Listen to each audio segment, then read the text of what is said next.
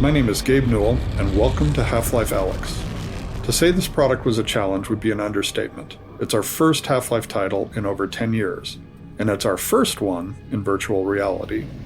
In addition to it being a great VR experience that still felt like a Half-Life game, we wanted Half-Life Alyx to serve players who've been waiting to find out what happens after Episode 2, and at the same time, provide an on-ramp to anyone who hasn't played a Half-Life game at all. Ultimately, whether we succeeded in any of that is up to you to decide, but hopefully, this commentary mode will give you some insight into the set of problems we faced and how we chose to tackle them. To listen to a commentary node, pick up the floating hologram of a radio headset in front of you and simply put it on your head. Once you're done listening to the commentary, you can take the radio headset off or simply put on the next one. Please let me know what you think. I can be reached at gaben@valvesoftware.com. While I'm unable to reply to all the emails I receive, I do read them all, and they're a critical part of the feedback we... As in the case of any Half-Life game, the first hour of Alyx must convey a lot of information to the player, hopefully in a natural and entertaining way. Players need to know who they are, where they are, what kind of world they're in, who the other important characters and factions are, and so on. At the same time, they need to learn how to actually play the game. How do they move? What can they interact with and how? What should they be trying to do? Etc. Figuring out exactly what information we would try to convey in these first two levels, and how it would be conveyed, took us over 2 years of playtesting. It's tempting to try and include everything we think a player should know, but all information has a priority, and the more we include, the more chance there is that a player misses something important because they're distracted or confused by something less important. So over the next 2 levels, we'll use commentary nodes to point out some of the specific places where we grappled with conveying information to the player. In between these nodes, you'll likely be able to spot many other examples for players to find, if they're interested in paying closer attention and understanding more. One of the pieces of important information we struggled to convey was exactly when Half-Life Alyx is set within the series timeline.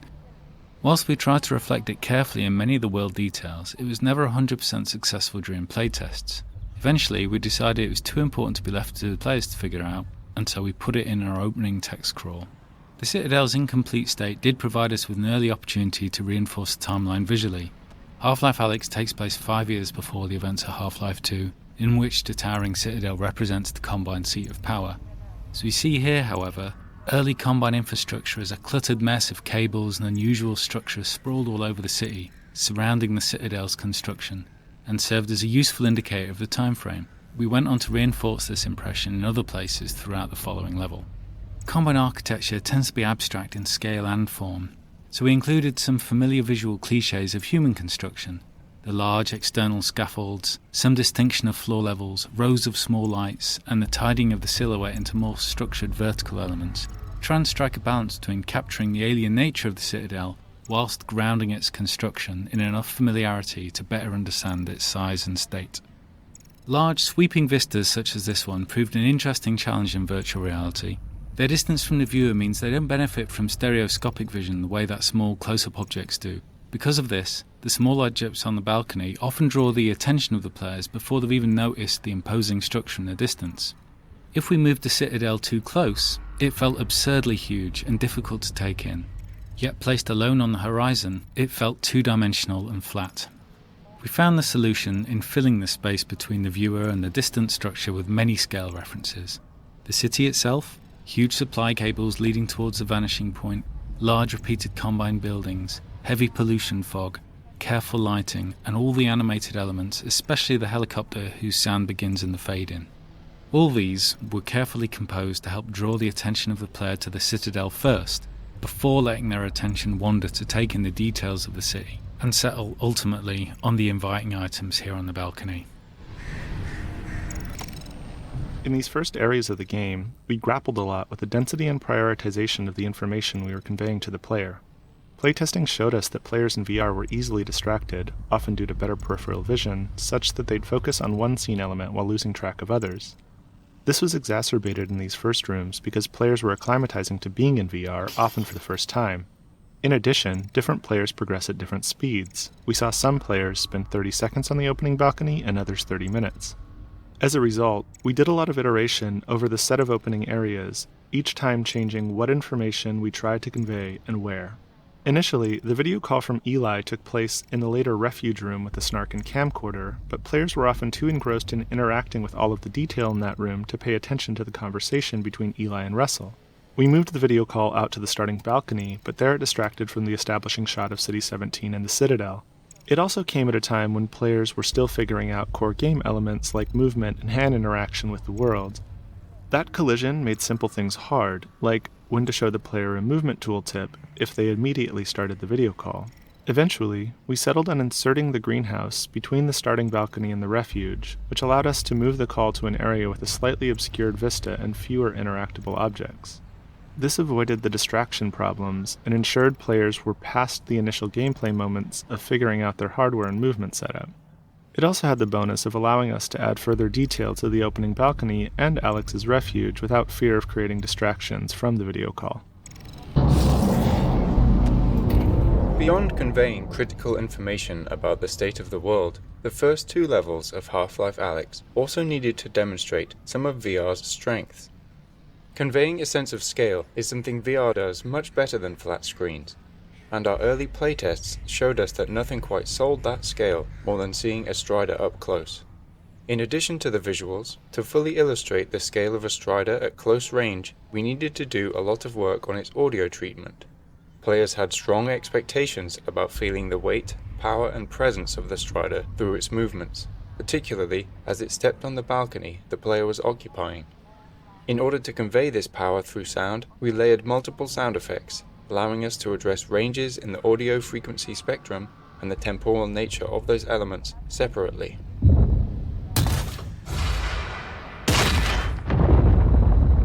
We then combined those elements in the Source 2 audio engine to control them as one sound. This room, internally referred to as Alyx's Refuge, was initially the location where the Eli video call took place. However, once that video call was moved out to the balcony, this room was freed up to solve other problems. In the Half-Life series, we've always tried to ensure that there's generally enough narrative for all players to understand where they're going and why, but for players who slow down and pay attention, there's more detail that can lead to a greater understanding. With the balcony being a place to get familiar with the game's inputs, the greenhouse being where the story kicks off, and the Strider there to surprise players with spectacle, we decided that the Refuge could be a quiet moment for players, where they could discover more narrative detail in the environment. At the same time, it could be a place where they can play around a bit more now that they're acclimated to being in VR. Spending time in the Refuge is meant to bring players into Alyx's role in the Resistance and her place in the world. We wanted it to feel like a real stakeout spot, where Alyx had been cooped up for weeks or months while planning the heist, doing research on the Combine. The camcorder, snark, and whiteboards are all toys that respond to detailed interaction and reward deeper investigation, giving curious players more information about the world of City 17 and what Alyx has been doing in it. Go. We'll be in touch. Stay safe. The critical pieces of information that we needed players to understand were simple to state, but not so easy to convey. That players were playing as Alyx Vance, not the Gordon Freeman they've played in all prior Half-Life games, and that Alyx is going to speak, unlike Gordon. These probably seem obvious to you now, but until we focused on them, it wasn't obvious to playtesters. Ensuring that everyone realized they were playing as Alyx was something we decided to hit with the biggest hammer we could, and name the product after her. But even with that, we were very careful in Eli's video call to ensure it's reinforced immediately. Olga, the character introduced here, was added to further drive it home by calling out when the player exits the elevator. Olga is the first character the player meets in person, and her dialogue here, and again ahead in the alley, is aimed at driving home the fact that she's conversing with the player, and that the disembodied female voice the player hears is Alyx speaking back. This was harder to convey in Eli's video call, because it already features Russel speaking off-screen, whereas in this scene, there's clearly no one else around in the conversational space other than Olga and the player. Without Olga, we found that, even though they had already spoken to Eli and Russel over the video call, playtesters still didn't feel like they were Alyx.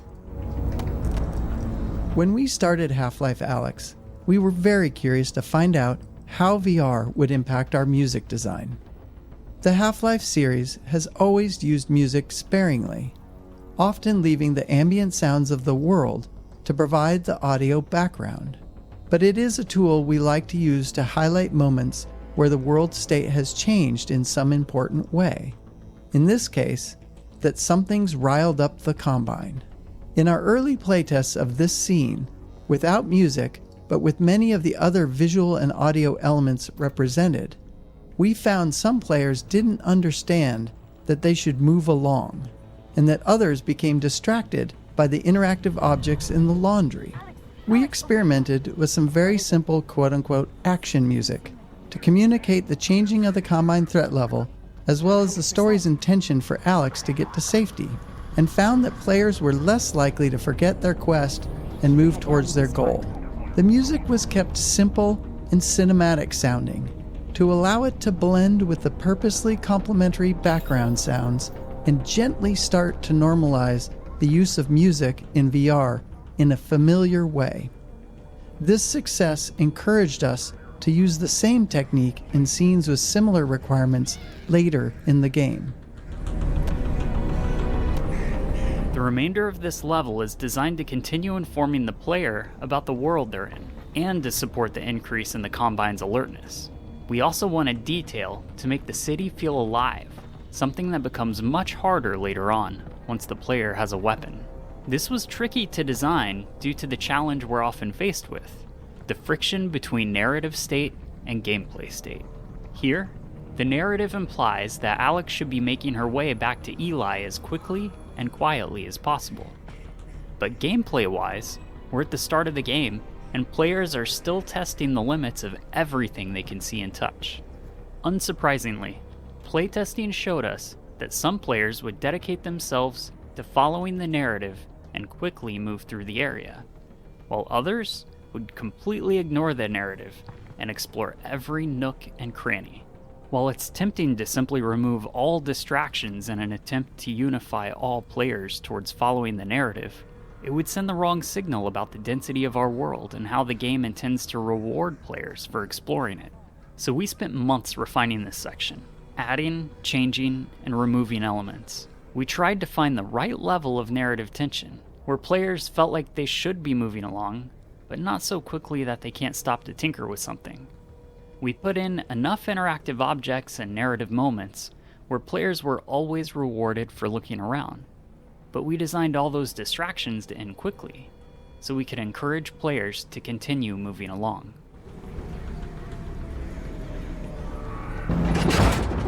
Hello?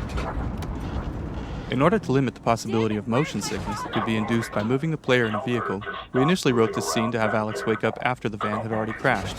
Players found this underwhelming, however, since the game seemed to be needlessly holding back an exciting moment that they could have experienced for themselves. Addressing this meant that we had to tackle the technical problem of moving the player comfortably in a vehicle. In this van, and in the train at the end of the map, you'll notice that the outside world is only visible through small windows. These outside views are necessary to provide motion parallax, but the small window size ensures that the player's field of view is always dominated by the vehicle interior, which is naturally in the player's own frame of reference. This greatly reduces the occurrence of motion sickness. Aside from the parallax of the outside world, we use animated lighting and careful sound design to produce the effect of riding in a vehicle. Where the last map was focused on conveying a lot of information about the world state to the player, this map is where we need to start the player's larger quest. That means the player must leave this map with an understanding of what's happened to Eli, and what they're going to do about it. The player also needs to meet Russel, so they have a face behind all the radio dialogue throughout the game. Finally, we need the player to collect the gravity gloves and the pistol and learn how to use them both. This is a daunting list. From experience, we know that if we cram all that into a single scene, players won't be able to remember more than a couple highlights. So this map's purpose is essentially narrative pacing. We need to draw apart the required events, separating them with enough time and space that players could ingest and remember them. At the same time, we're a little under the gun. Playtesting showed us that by now, some players have been playing for 30 minutes, and they're wondering when they're going to see some enemies. One of the first steps the writing team took on this map was to flesh out a scene between Russel and Alyx that covered all the dialogue we needed. Due to the fact the player is meeting Russel for the first time, and that there are a significant number of in-fiction events that Alyx and Russel need to talk about, the scene ended up containing a lot of dialogue. We knew there was no way we could build a scene that long without boring the player, and the most important elements would be lost in the noise. One of the first tools we used to address this was the introduction of Russel's drone. It allowed us to take chunks of the dialogue from that original scene and deliver them throughout the area preceding the scene.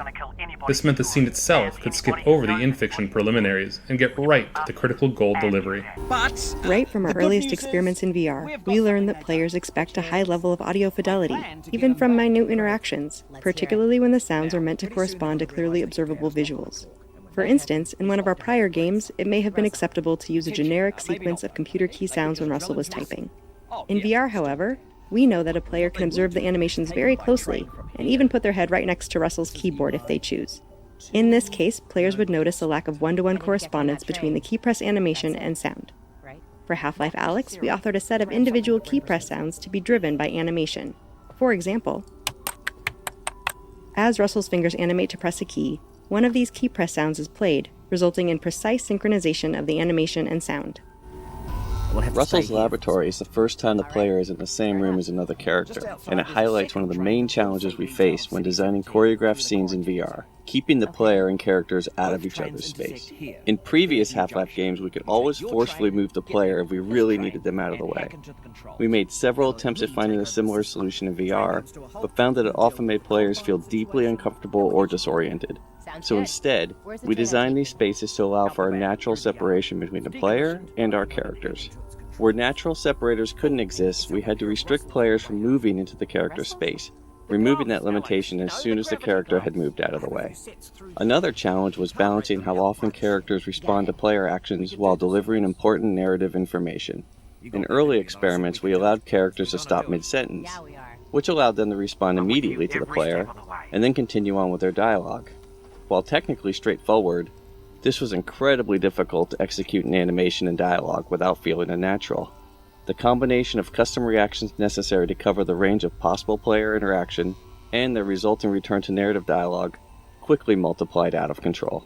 Eventually, we settled on a solution where we allowed only a minimum of interactions during the important narrative delivery sections, and a wider range of responses to more complex reactions after the scene has completed. In the case of Russel, we layer subtle head facing and natural eye contact on top of his performance while he is talking with Alyx. Then, after the scene, when he is typing at the computer, he will respond to players trying to touch him or objects being thrown around. One frustration players may encounter in VR is having to physically bend down or reach out for objects in the virtual world, especially if they have limited real-world space. A common solution for this is to provide a way to bring objects to the player, instead of forcing the player to go to them. We knew this would be an important feature in Half-Life Alyx, with its sprawling levels and players' desire to explore every corner of the world.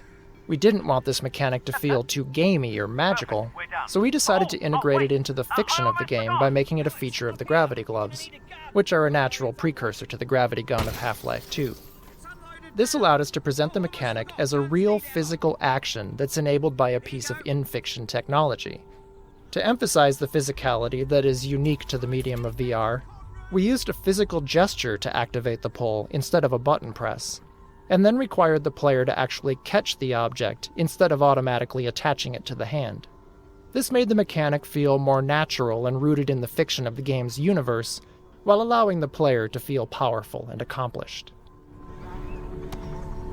When a player pulls an object with the gravity gloves, we use the game's physics engine to apply a launch force to that object with a trajectory that is partially influenced by the direction of the player's pull gesture.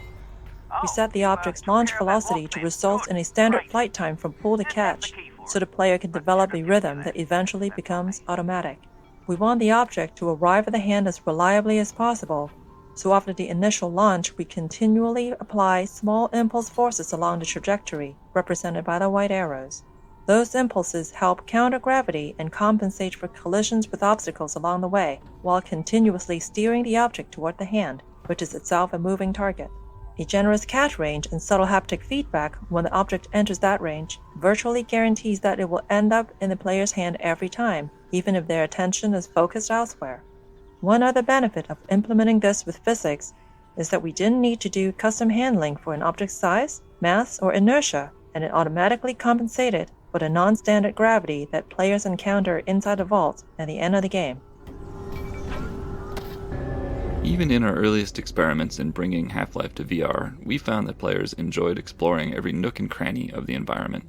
With the increased fidelity of VR, players not only expected to be able to interact with a vast array of objects, but they also had a strong desire to find something useful from time to time.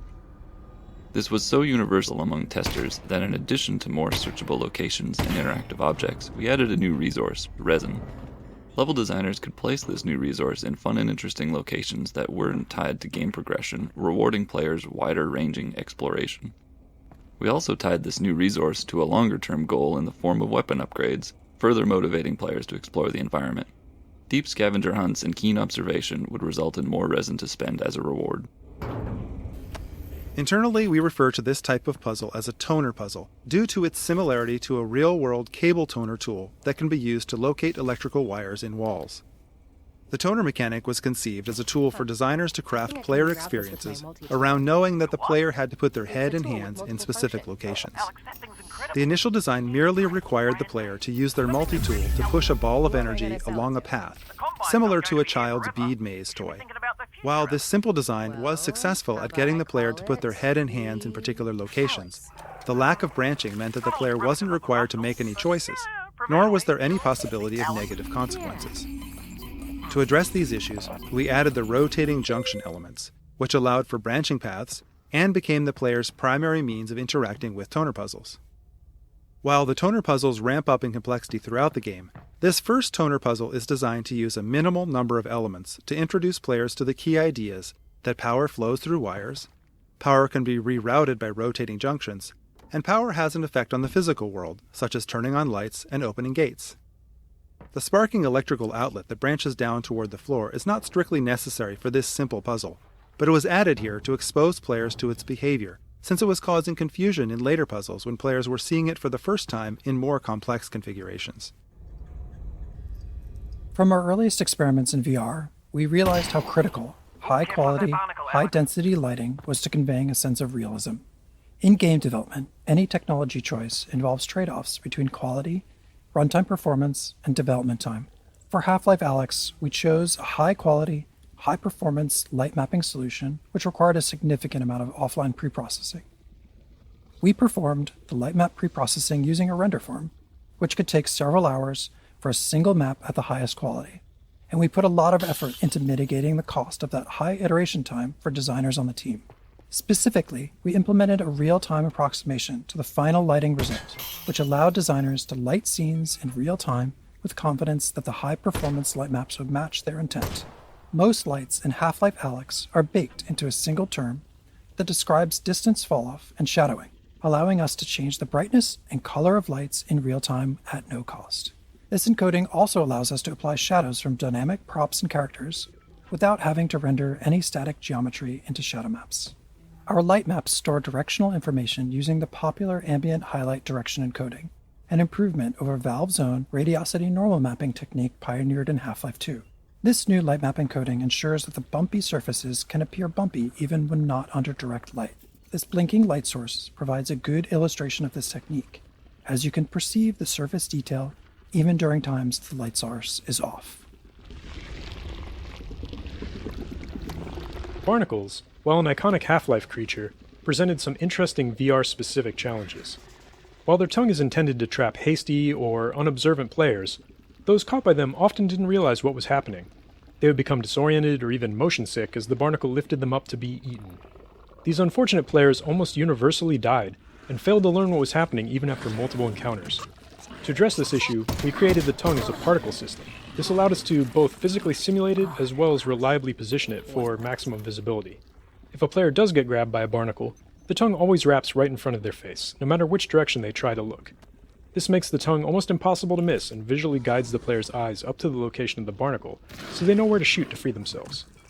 These fixation visuals that kick in as the player is being lifted not only serve to communicate the damage the player is taking, but they also help to reduce motion sickness by narrowing the player's field of view.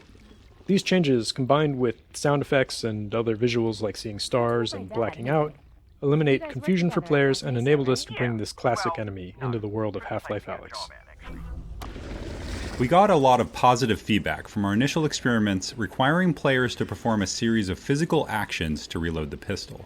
Specifically, ejecting the clip, retrieving a new clip from their backpack, inserting the clip into the gun, and chambering around. Players enjoyed learning and improving at this skill. We experimented with using a single button for both ejecting a clip and chambering around, but we found that assigning these operations to two different buttons was more interesting, even though it was more mentally taxing. In fact, it was more interesting precisely because it was more mentally taxing, as players would frequently mix up the buttons under pressure. In the early stages of the game, players would be fumbling for clips, ejecting the clips when they meant to be chambering around, and generally making a mess. To those of us observing the playtest, this looked like things had gone horribly wrong, but players themselves consistently cited this as a high point of their playthroughs. Because of the physical nature of the reload, and the skill required, players blamed themselves and not the game for the mistakes made as they were learning the reloading sequence. In this area, we provide a number of static targets in the form of barnacles for players to shoot at their own pace, increasing the likelihood that they have at least a few reloads under their belt before moving on. In prior Half-Life games, while playing as Gordon, the player saw Alyx use her multi-tool to hack into Combine security systems in order to unlock doors or perform other acts of sabotage. This presented an opportunity for us to represent Alyx's hacking skills through VR-centric minigames. You know, Russel, all of our hacking minigame designs were built to leverage the independently tracked head and hands common to today's VR systems. We wanted to encourage players to use both hands simultaneously and move their head to create parallax to understand the spatial relationships within the puzzles. This locker hacking puzzle is based upon one of our earliest prototypes, in which the player was tasked with using a tool in one hand to paint a path on a sphere held by the other hand.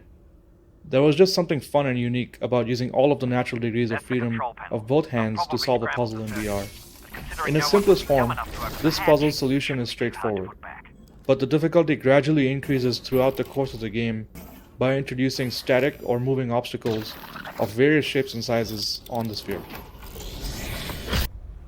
In our early prototypes, players could heal themselves by grabbing a Half-Life 2 health pack and pressing down on a controller button, which obviously wasn't a very interesting VR interaction. During the development of Half-Life Alyx, the Counter-Strike team added Health Injectors into CSGO as part of the new Danger Zone game mode they were developing.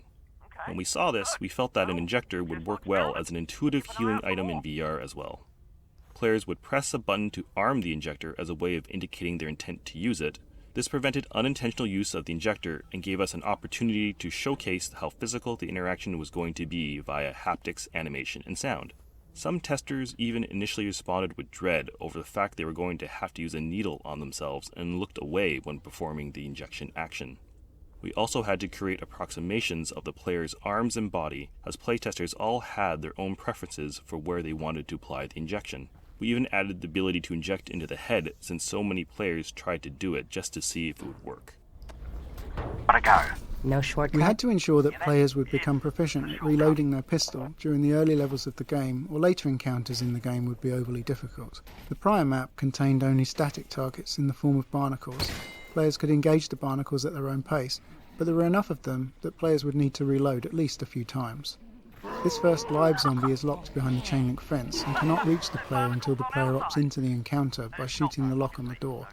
The placement of zombies in the upcoming section of the game is designed to require plenty of reloading to ensure that the player builds up this skill. Virtual reality provides the opportunity to add physicality to gameplay, but this needs to be balanced against player fatigue and accessibility. For example, we experimented with a low ceiling in this area, requiring players to crouch the whole time that they made their way across the tops of these train cars. Playtesters did not enjoy having to crouch for so long, so we raised the ceiling. The breakable glass panels in Half-Life Alyx are yet one more system designed to convince players that they are present in a living, breathing world.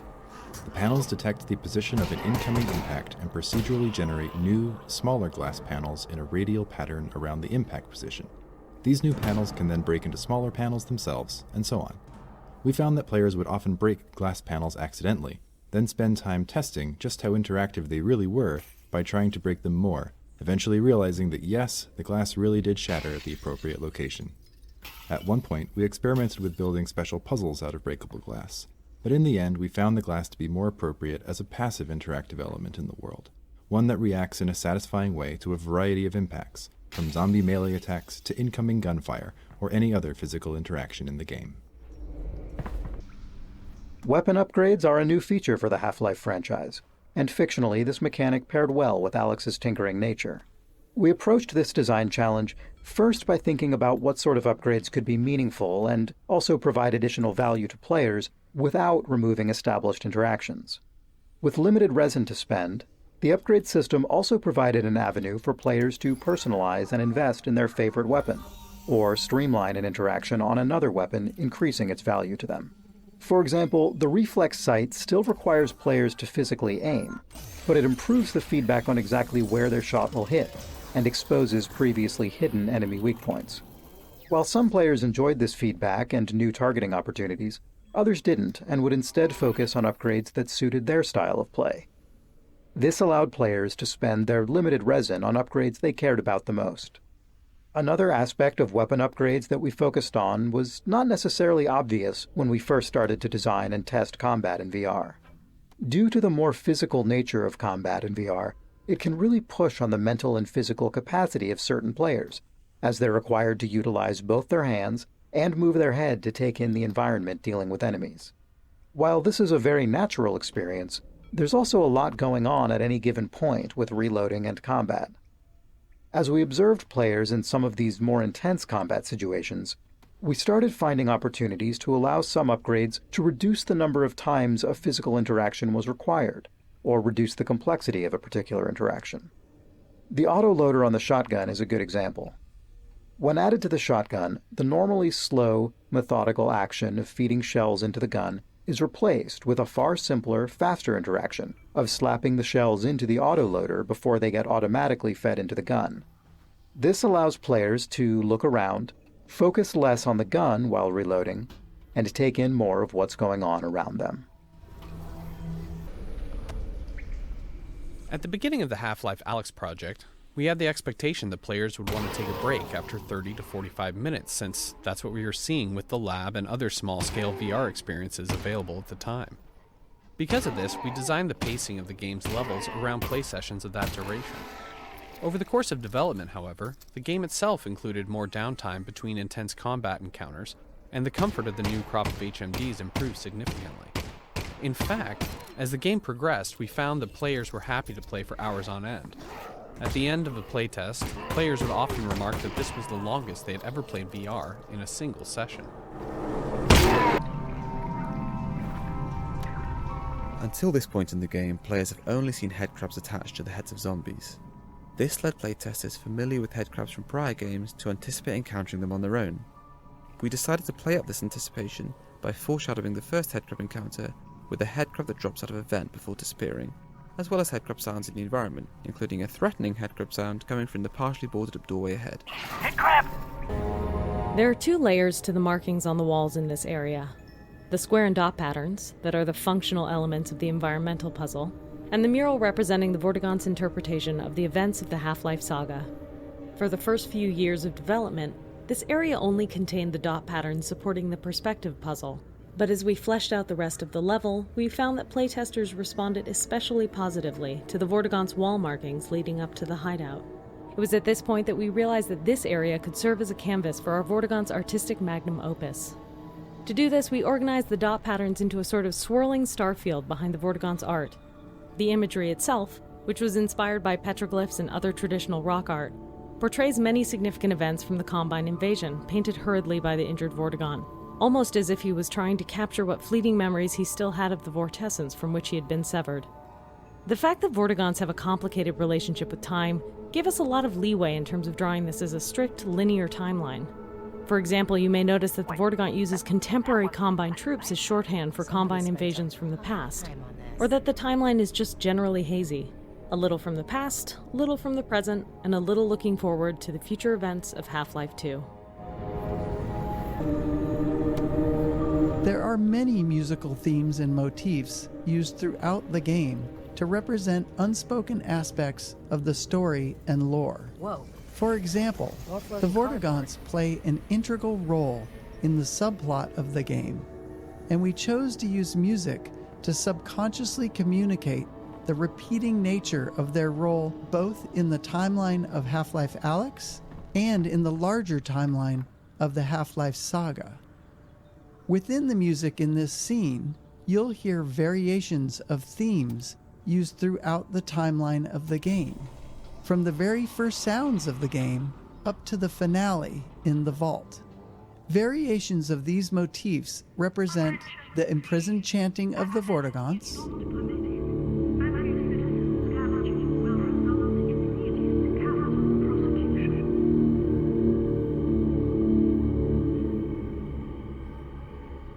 the extraction of their energy to confine the G-Man,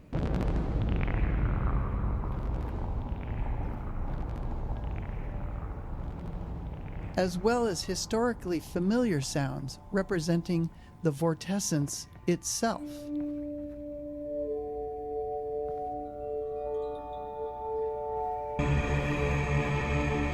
During our earliest attempts to raid Alyx, our instinct was to have her react to absolutely everything. But what we learned from playtesting was that Alyx reacting too much could actually be off-putting. Say a player is in a really tense, zombie-filled level, and they're having a great time, but suddenly Alyx is in their head, sounding angry, or frightened, or anxious. These Alyx reactions were creating a disconnect between how the player was feeling and how the character they were role-playing as was feeling. So we took a lot of those out. The Alyx reactions we left in tended to be the ones that were practically universal. Alyx's reaction here to the surreal entrance to the Vort hideout is a good example, where it was just so different from everything the player had seen up until then, and kind of takes you by surprise. We watched so many playtests where the player would see it and say, "Whoa, that's weird." So we had Alyx say the same thing a second later, almost like an echo. For as long as we've been making choreographed scenes like this one, we found that there are two types of players. Those who become engrossed with the characters, and those who tinker with everything around them, paying little attention to the scene's action. To make these environments entertaining for the tinkerers, we usually add objects for them to find and play with. Since this scene is split into two rooms, we were able to add a large number of interactions to this first room for players to discover after the Vortigaunt has moved to the second room. Some interactive objects are pure physically driven toys, like the dangling headcrab corpses and the hanging pans. Others are animations triggered by the player's actions, like the way the caged headcrabs react to the player approaching or shooting them. One type of object on the table is a squeezable headcrab heart, which is a remnant from an older version of this scene where the player would revive a wounded Vortigaunt by squeezing nectar from these hearts. While that scene didn't work out, we found the experience too compelling and, well, too gross to completely cut from the game. The fundamental challenge of any choreographed dramatic scene like this one is making sure that we entertain the player without undermining the delivery of critical gameplay information. In this case, the player needed to leave this scene with the knowledge that the Vortigaunts have been imprisoned and that the player should seek the Northern Star. This particular scene went through many different variations during development, from a cooking scene with an extremely traumatized Vortigaunt to this humorous version. We even experimented with an interaction where the player was required to squeeze the nectar of several headcrab hearts into the Vortigaunt's mouth to revive him. While this was a memorable and novel VR interaction that ensured the player was engaged with the scene, the interactivity on the player's part often resulted in playtesters remembering the actions they took, but not the critical gameplay information. Eventually, we ended up with this more humorous scene, which struck an effective balance between entertainment and goal delivery. Importantly, we also distributed the scene across two separate rooms, breaking the information delivery into two steps. The first room where the player meets and learns about the state of the Vortigaunt, and the second room where the player is given their new goal. Separating these physically into rooms seemed to help players more reliably retain the critical information delivered in the second room. While this scene did undergo a lot of changes, one story beat remained virtually unchanged from the very first roughed-in version. The moment the Vortigaunt tosses a headcrab carcass down to the player and yells, "Sustenance!" Right from the start, this moment always got a great reaction from playtesters and remained all the way to the final product. We spend time on every game design element thinking about how the player is expected to learn of its existence and understand its details. Some design elements are so important that the game experience will break if the player doesn't understand them, while others may just be fun diversions or rewards for exploring the game's systems. Any required element will require work on our part to teach the player. In Half-Life, we try to teach elements in ways that feel as natural as possible, entwined within the core flow of the game so that you don't feel like the game just stopped to teach you something. We don't always succeed, but the attempts usually lead us somewhere interesting. In this case, we need to teach the players about the Armored Headcrab.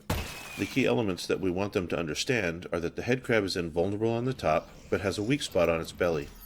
We would also like the player to learn that the headcrab exposes its weak spot right before it jumps, but this isn't required. The player can fall back to shooting the weak spot as the headcrab scrambles around after a leap.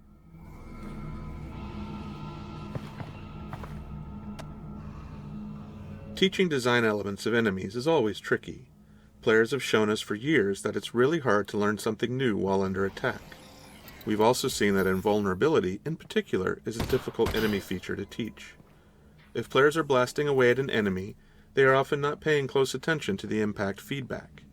If the enemy is vulnerable in some areas and not others, players may kill the enemy with a spray of gunfire, not realizing that some of their shots did nothing, while others hit critical weak spots.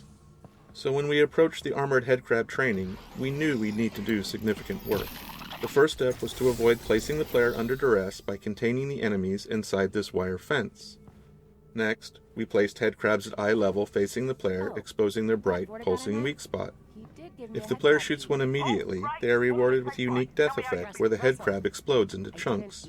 This effect is designed to show the player that they did something special to kill this headcrab, as opposed to how they've been killing headcrabs up until now. There are a couple of other pieces in the setup here that are important. A second headcrab is placed right behind the lock the player must shoot to enter the cage, encouraging the player to notice the weak spot and try shooting it. 2 more headcrabs are loose in the cage, scripted to repeatedly attack invisible points on the wire fence.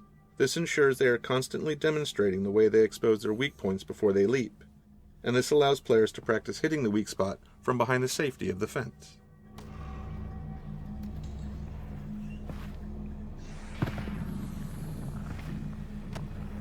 With any section of natural entwined training, we've observed that there's rarely any one thing that succeeds in teaching all players, nor do 100% of players leave with the perfect understanding we'd like. If player understanding is absolutely critical, we have to build a more bulletproof gate that ensures the player demonstrates understanding before moving onwards.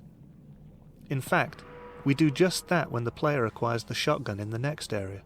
In the case of the Armored Headcrab, however, playtesting showed that we could afford to let a few players through with less than perfect understanding.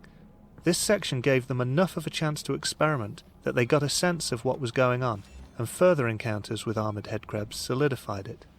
There was still a lot of iteration on the visual design of the headcrab to further drive home its armour and weak point, and we also added a custom response to shotgun fire. In that case, the Armored Headcrab flips over and wriggles for a second, exposing its weak point. This was added to reduce the resource loss we saw happening in players who were still struggling to understand the Armored Headcrab mechanics after they acquired the shotgun.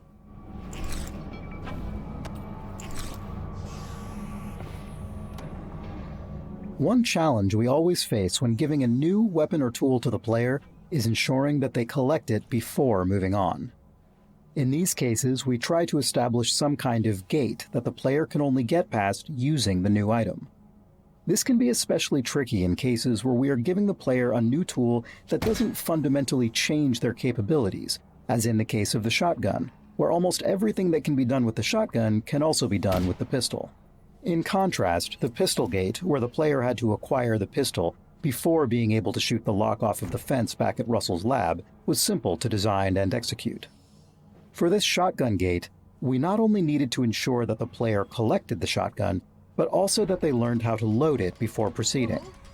We playtested a number of approaches to teaching the reload mechanics during combat, and repeatedly found that it didn't work. When faced with learning a new, complex task under duress, players would retreat back to using their pistol, which was a known quantity to them. Once the player has collected the shotgun, they are only halfway through the shotgun gate. Next, they need to learn how to reload it. To drive home the necessity for the player to learn how to use this new weapon, we added an incoming threat, using a variety of audio and visual effects to sell it. The goal is to make the player feel like they have a limited amount of time. The time pressure is entirely fake, and everything proceeds based on the player's progress in loading the shotgun for the first time. Once the shotgun has been loaded, a short timer starts, after which zombies burst through the walls. If the player happens to look at the walls before that timer is up, we abort the timer and introduce the zombies. The combination of a timer and a look trigger is a common trick used in places where we'd like the player to see a neat visual moment, but we can't wait forever or the game simply won't progress.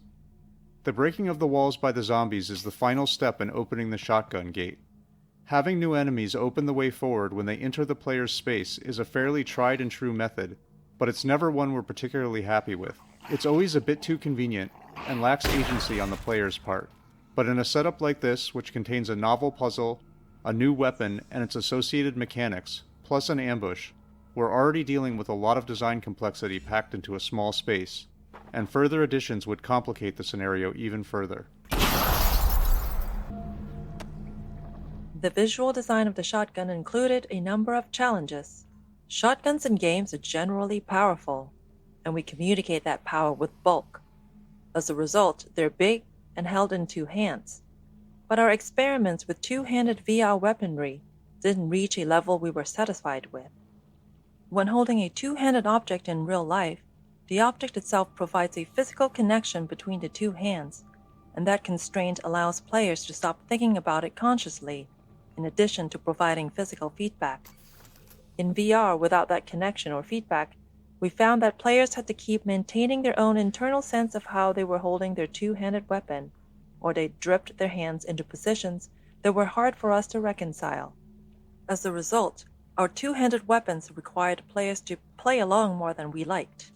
Since one of our core goals with Half-Life Alyx was to allow players to fully immerse themselves by ceasing to think about what they were doing in real life, we decided to focus on single-handed weapons, including the shotgun. Our initial instinct with the shotgun design was to use a regular real-world shotgun, but modified, with a sawn-off stock and barrel so it would seem less cumbersome when held with one hand. This approach always resulted in the handle being at the rear of the weapon, and we ran into the problem where the weapon always felt front-heavy. But obviously, the VR controller in your hand wouldn't reflect that, leading to a disconnect between what you were feeling and what you were seeing. Placing the handle more centrally and underneath the weapon helped avoid this disconnect. This implied centre of mass wasn't really maintained well as the weapon accrued upgrades throughout the game, but the first impression was the most critical. Since we were going with an odd form, we were keen to use common shotgun visual elements wherever we could to help with player recognition and to ground the design in some reality. One element we borrowed was a common shotgun tube magazine that stores shells horizontally in line with the barrel, and we were just able to fit the gameplay requirement of 6 shells without the overall length becoming unwieldy. You can see the effort we had to go for further shell capacity in the design of our autoloader upgrade. Our first reloading mechanic was based on the realistic insertion of 1 shell at a time. Playtesters found this to be overly tedious, although we did receive some positive comments that it made them feel like an action movie star. The simple addition of allowing the players to insert 2 shells at a time solved this issue, allowing us to keep the good part of the design whilst losing the bad. We were keen to reinforce the whole action movie star thing, and experimented with some big gesture the player could do to finalise reloading. The inclusion of a pop-up mechanism allowed us to add an additional step to the reload that further separated it from our other weapons, yet had a satisfying flick of the wrist to complete the action. As with the shotgun and the pistol, we needed a gate for the flashlight to ensure the player couldn't proceed without it. We tried a number of designs around the moment where the player collected the flashlight, but they all ended up being about the player picking up an object, and not specific to that object being a flashlight. Given that the flashlight's primary function is to provide light, we felt the gate needed to be an area of darkness. We also really wanted the player to be excited to get the flashlight, and that meant they had to experience darkness before collecting the flashlight. This turned out to be an interesting challenge, because we already had many poorly lit areas prior to this, and now we needed an area that was so dark that players would correctly interpret it as a gate. Our initial implementation was simply to ensure there were no lights within the hallway. Unfortunately, playtesting immediately showed that wasn't enough. Some VR headsets have extremely low black levels, and on those headsets, enough light bounced in from this lit area to enable players to move forward. In addition, our low ground fog provided just enough contrast in the dark hallway for players to make out the scene and stumble through it. Even once we removed fog and bounce light in this area, we saw yet other ways that players tried to move forward. Some players would fire their pistol repeatedly, using the muzzle flash as a strobing light source. Others would use the teleport targeting UI to probe the room, because at that point in the project, it had a small light source attached to it. In the end, we disabled muzzle flashes inside the hallway, and the teleport UI lost its light. The final step was the addition of some dialogue from Alyx, commenting on the darkness and her need for a light source. This was aimed at solving a perceptual problem. Up until now, our game has taught players that their goal is to continue moving forward. And any time that forward progress is blocked, it's because there's something in the local area that needs solving. Given that structure, it's entirely rational for players to do everything they can to find some way to see in the darkness ahead. Alyx's dialogue is aimed at telling the player that the game has recognized their attempts to move forward here, but the solution lies elsewhere. Subsequent playtesting showed us that this dialogue, coupled with the brightly lit area containing zombies off to the right, helped tug players past the darkness entrance and on towards the flashlight.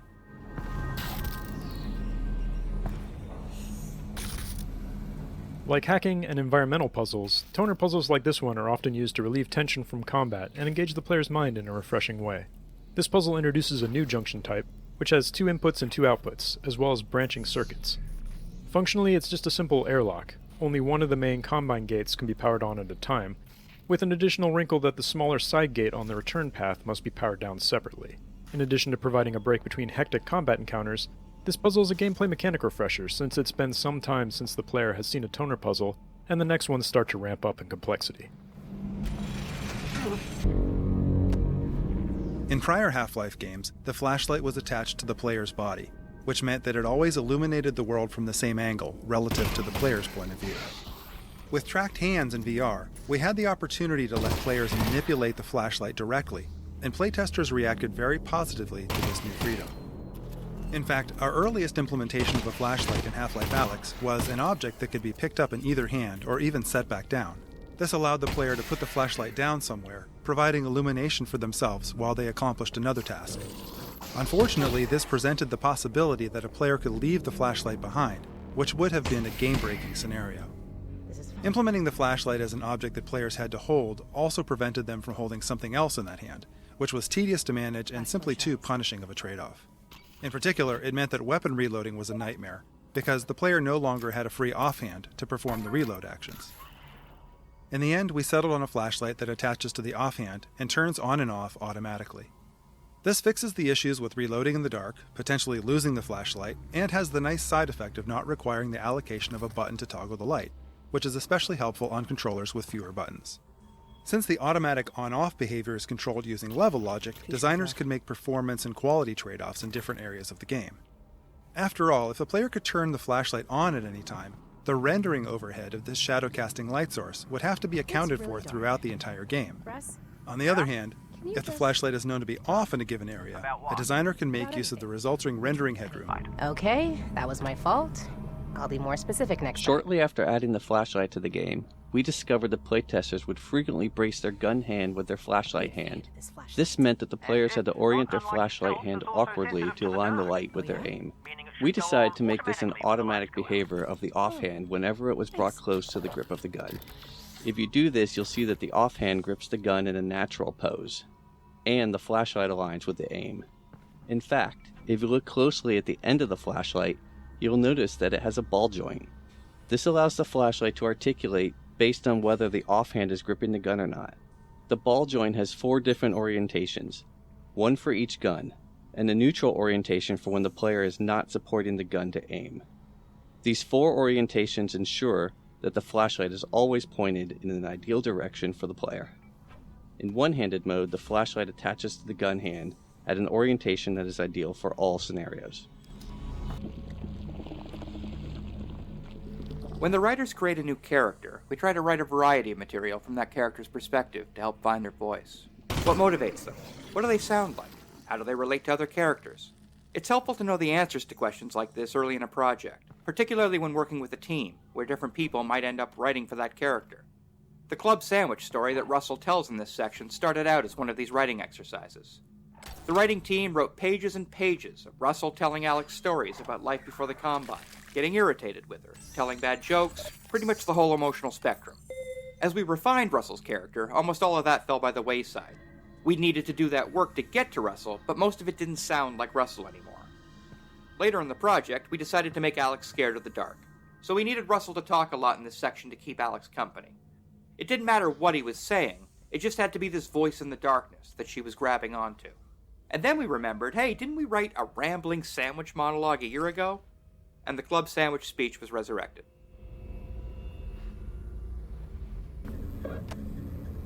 When building a Half-Life game, we try to start playtesting as soon as we can, even when we only have 10 or 15 minutes of gameplay built.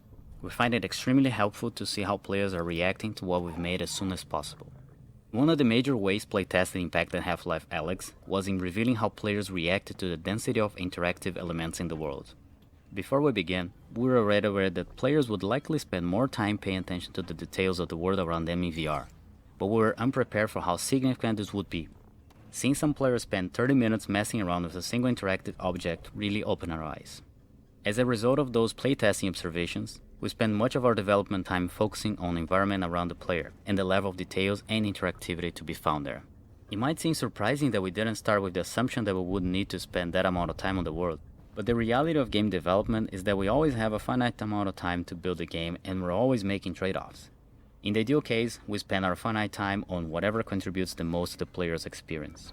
So, playtesting early and thereby getting a better sense of what elements are contributing to the player experience help us understand where to spend the limited time we have. In this case, those early playtests told us to significantly increase the amount we should budget for creating the world details and interactivity. Barnacles are a unique enemy type in Half-Life Alyx in that they are static and often situated above the player's natural view direction. During testing in confined or dimly lit spaces, we often saw players walk into barnacle tongues without noticing them. One way we addressed this was with audio. In particular, we made idle barnacles emit subtle breathing, croaking, and grumbling sounds like the following.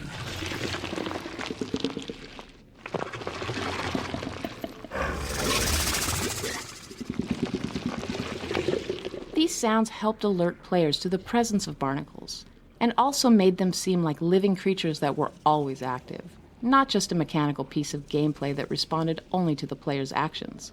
The head-related transfer functions available in Steam Audio were especially helpful, as they made it possible to accurately spatialize barnacle sounds so that the players could tell that the sounds were coming from above. Early incarnations of Manhacks were frustrating to fight in VR, since their audio was not providing enough information about their location. They seemed to appear from nowhere, and, even when close to the player, they lacked a dramatic presence. We tried a variety of layered sounds with varying distance fall-offs, but this often created more confusion, especially when multiple Manhacks were nearby. Our ultimate solution to the problem consisted of two parts. The first was to make Manhacks emit the following alarm-like warning sound when they first came into range or were deployed by a Combine soldier. The second part of our solution was to add more aggressive looping sounds with short fall-off distances. The short fall-off of these sound loops meant that this specific component of Manhack's sound treatment would only be audible quite near the player. Thus, when players heard these sounds, they knew that Manhacks had begun hunting them, and one or more was getting close enough to be of concern. Before Final Art was added, the cramped dark area of this level did not take players very long to traverse. But as the fidelity of the game increased, players spent more and more time getting to this point. As we've learned over the years, too much time in dark underground areas can become fatiguing to players, and this is even more significant in VR. This outdoor section provides a change of pace and a brief respite from the dark. Not only does it give players something visually different and interesting to look at, it allows them to clearly see and assess threat in open space, allowing them to get some easy kills with a little stress. It was also important to provide some variety here, as players are about to head into dark area that requires precision shooting and flashlight usage. This section, with a multitude of explosive barrels embedded in Xen Overgrowth, was designed to switch up player expectations and change the pacing of the level. Prior to this point in the game, explosive barrels and canisters were used as offensive weapons. In this space, they're deadly to the player. If a barrel or canister does explode, it sets off a fatal chain reaction. This change in priority forces players to aim carefully and adds intensity without combat. This has the positive side effect of training players to utilize the pistol even more effectively. While the automatic alignment of the flashlight with a braced weapon is useful in direct combat, in this section we observed players taking advantage of the decoupled weapon and flashlight as they illuminated and targeted barnacles in the intricate Xen foliage overhead. We decided early on that the environments we wanted to portray in Half-Life Alyx would benefit from an investment in high-quality volumetric lighting. This component of illumination is an indispensable tool, not just for creating atmosphere, but for drawing the player's attention to critical gameplay elements. Our system works in 3 phases. In the first phase, illumination from static light sources is captured in a 3-level hierarchical volumetric clip map surrounding the player. The highest resolution level of this clip map measures 1 cubic inch per voxel. The clip map is updated incrementally, less than once per frame, as the player moves throughout the scene. In the second phase, a compute shader ray marches in view space throughout the clip maps, accumulating static lighting, dynamic lighting, and volumetric extinction. The ray marching is performed every frame and employs temporal anti-aliasing to improve quality. In the final phase, we resample lighting and volumetric scattering from the prior phase for each eye once per frame. The result is a texture that describes, for any given view space depth, volumetric scattering and extinction, which we apply during forward rendering. We always introduce new enemies at a distance, and never while the player is under duress. Here, the player is able to observe the Combine soldiers killing some wandering zombies, giving the player an idea of how powerful the soldiers are, and how they might operate in combat. We located the Combine far enough away that it was plausible that they would not notice the player, but close enough that the player could choose to engage, but remain relatively safe from return fire. The first encounter with a Combine soldier caused a number of issues in playtesting. The biggest one was that players were often surprised when the soldiers started shooting at them.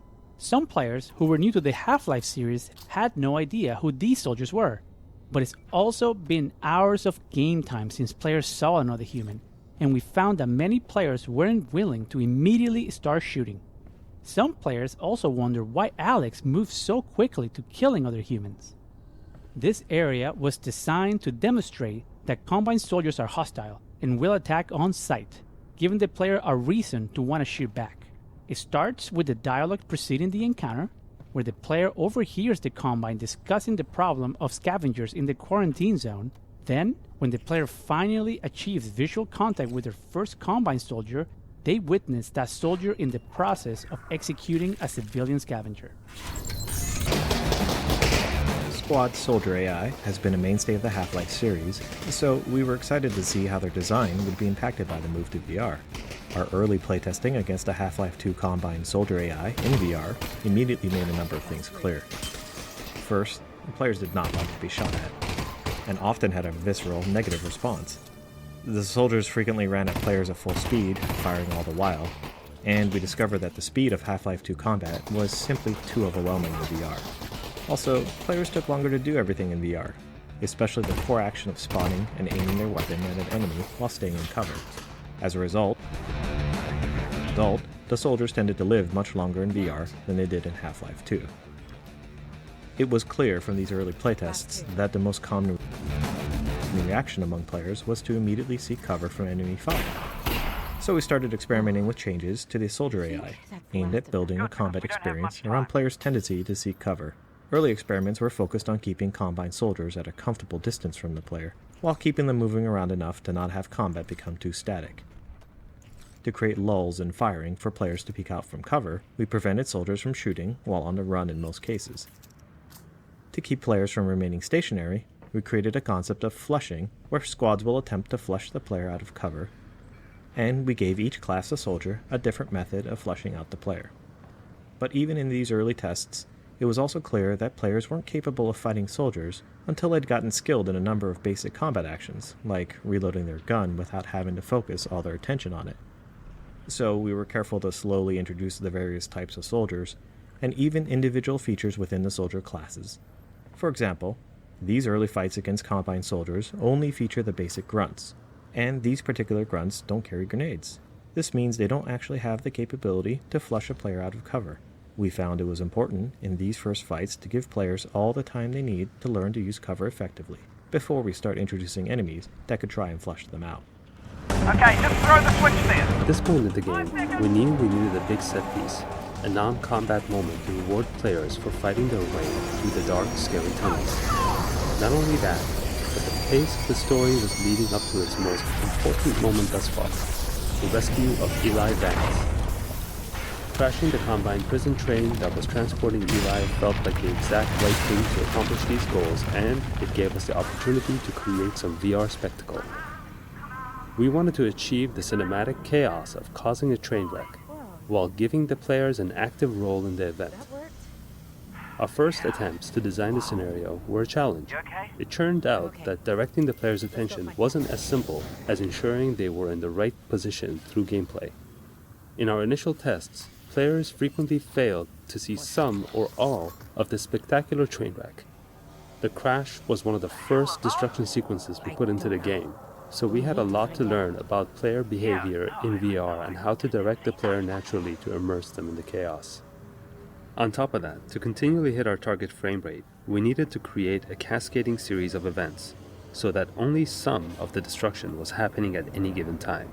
Sound design, level design, effects, and animation had to be carefully coordinated to lead the player's attention through each stage of the wreck.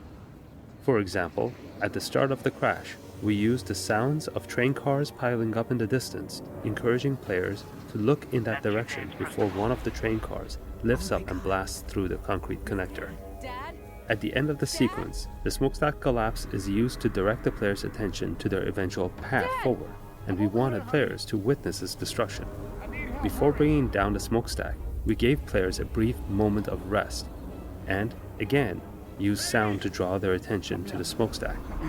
Initially, we used a rumbling sound preceding its collapse, but we found this to be too subtle in practice, and instead added the transient explosion sound, which drew the player's attention towards the smokestack more reliably. I'm gonna reach out and pull you up. It's gonna be okay. For the rescue of Eli, we wanted to create a tense, just out of reach moment where the player physically saves him. But for the rest of the story to work, Alyx and Eli had to take different paths at the end of the scene. We tried a few different approaches, including a version where Eli was hanging from a ledge just in front of the player, and the player could reach down to attempt to grab Eli's hand to pull him up. In practice, however, players' hands would collide with the real-world floor. Not only did this make it impossible to reach Eli, it took players out of the moment, wrecking the emotion of the scene. Since Eli and Alyx had to take different paths, we tried an approach where Alyx rescued Eli, but he was injured and couldn't proceed. Unfortunately, many players would stick around, not wanting to abandon him. Eventually, we arrived at the solution that shipped in the final product. Separating Eli from the player with the Vortigaunt's rescue made for a much more meaningful return and fulfillment of the Vortigaunt's promise to help Alyx. The datapod that Eli found was an addition that not only let us integrate Eli back into the story later, but also gave him something to do, so there was a much stronger reason why he would not accompany the player on their journey going forward. Early on in the project, we spent some time experimenting with the classic Half-Life Crowbar. Playtests showed us that it was an interesting tool for our player to use in puzzles and world interactions, but we weren't very happy with how our melee combat efforts turned out. We felt it was really important that the crowbar was solid to the world and enemies, and that resulted in some tricky physics challenges. Players could easily push the crowbar into an enemy in front of them because nothing in the real world would stop it. Indeed, without that real-world physical feedback, we found playtesters exhibited a wide variety of swing behaviors. Some would waggle the controller rapidly, Others would put their whole body into it. At the same time, playtest response to our pistol prototype was very positive, especially around the more complex reloading mechanics. Faced with a potentially significant R&D problem in melee combat, we chose to refocus our efforts on ranged combat. It also didn't help that players all associated the crowbar with Gordon Freeman, not Alex Vance. This entire section of the map, from the start of the keycard puzzle up to this room, was added specifically to show the player the vault on its own. Without this little detour, players would otherwise have their first view of the vault at the entrance to the Northern Star Hotel, which was also when they would see their first Combine substation. So much new information all at once led many players to confuse the vault with the substation, or just miss it entirely, so we created this area of the train station to highlight the vault on its own. Even though players are required to enter this room to get the second keycard, they still wouldn't necessarily notice the vault outside, so we added some dialogue with Russel about looking out the window to see it. This may be a bit heavy-handed, but it was necessary to solve the problem of players not recognizing the vault when they saw it later in the game. Although it may seem obvious that throwing would be a trivial interaction to support in VR, a lot of nuanced work is required to get it to feel right. And if we were going to build puzzles like this one, where the player must throw an armed grenade through a high duct, throwing needed to work well. A typical VR game running at 90 frames per second will read the sensor data from the track controllers once per frame. This means the data is read every 11 milliseconds. That may seem like a short time step, but when throwing, a user can easily move their hand 15 centimeters or more in that amount of time. Additionally, the player may release the object by opening their hand or releasing the trigger at any point during their throwing motion. This makes reconstructing the act of throwing a virtual object an interesting signal processing problem. It's up to any given piece of VR software to derive the player's intent from the discretely sampled controller data, and we've learned a lot over the years about what works and what doesn't. In the lab, which we shipped in 2016, we sampled the controller's positional data every 11 milliseconds and used the sampled positions to compute the controller velocity at each time step. We then used an average of the computed velocity and direction over several frames before and after the object release to determine the velocity and direction to apply to the thrown object. Although this was functional enough to ship, it didn't always feel consistent, especially if the game's frame rate ever fell below 90 frames per second. Later, in the Index controller tech demo Moondust, we expanded on this algorithm by biasing towards higher velocity data. We also extended the SteamVR software interface to provide the controller's instantaneous velocity and acceleration data from the hardware inertial measurement unit, which is computed on the controller every 2 milliseconds. This meant that we did not have to calculate an estimate from the positions sampled by the engine only every 11 milliseconds as we had done on the lab. This was crucial to providing a more responsive feel, as it meant the throwing calculations were no longer tied to the rendering frame rate. After further experimentation, we arrived at the solution used in Half-Life Alyx, which takes 10 frames that preceded the release of the held object and averages the 3 frames bracketing the peak controller velocity in that time window. We have found that this tends to lead to a better approximation of precisely when the player intended to release the thrown object. This approach resulted in consistent, comfortable throwing, enabling us to rely on players being able to accurately throw grenades or any other objects with confidence. This optional toner puzzle is intended to train players not to blindly click on each junction without first understanding the implications. This particular puzzle is designed to have the side effect of tripping a fire alarm if the player merely clicks on each toner junction they encounter without looking ahead. An observant player can easily solve the puzzle without tripping the alarm, but a careless player will trip the alarm, causing a Combine soldier to come storming around the corner to investigate the noise. Typical players spend up to 2 hours progressing through the interior spaces of the Northern Star Hotel, and we found in playtests that they often had trouble remembering their next goal of disrupting the Combine substation above.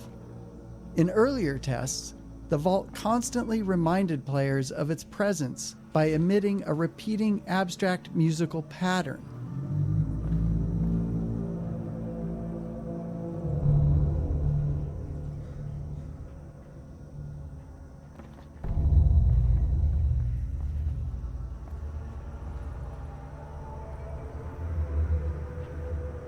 this pattern works so well at drawing and keeping the player's attention that we expanded and fictionalized it as a semi-musical sound design pattern, which we changed to emit from the Combine substation, representing it collecting and transmitting Vortigaunt energy to the vault.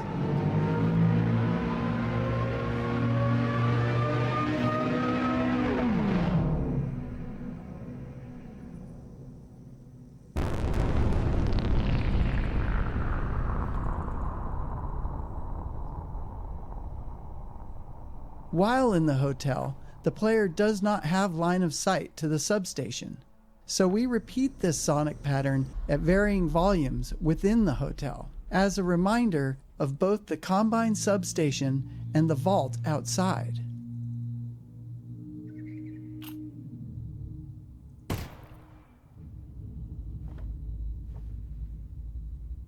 In fact, if you look closely at the Xen foliage when you are in the hotel, you will notice that it reacts visibly to the overspill of Vortigaunt energy as it flows from the substation. The power's out. Looks like we're taking the stairs.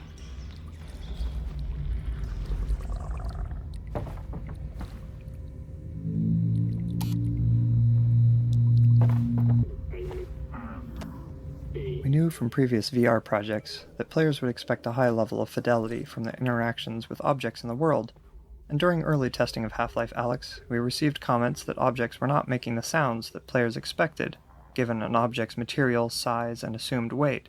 This led us to a more granular approach to physics sounds than we had used in prior products.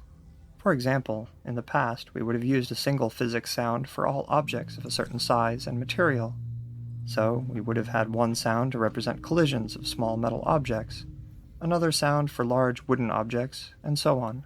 For Half-Life Alyx, we built up a new library of object-specific sounds so that we could distinguish between similar objects, like a piece of silverware and a small metal can.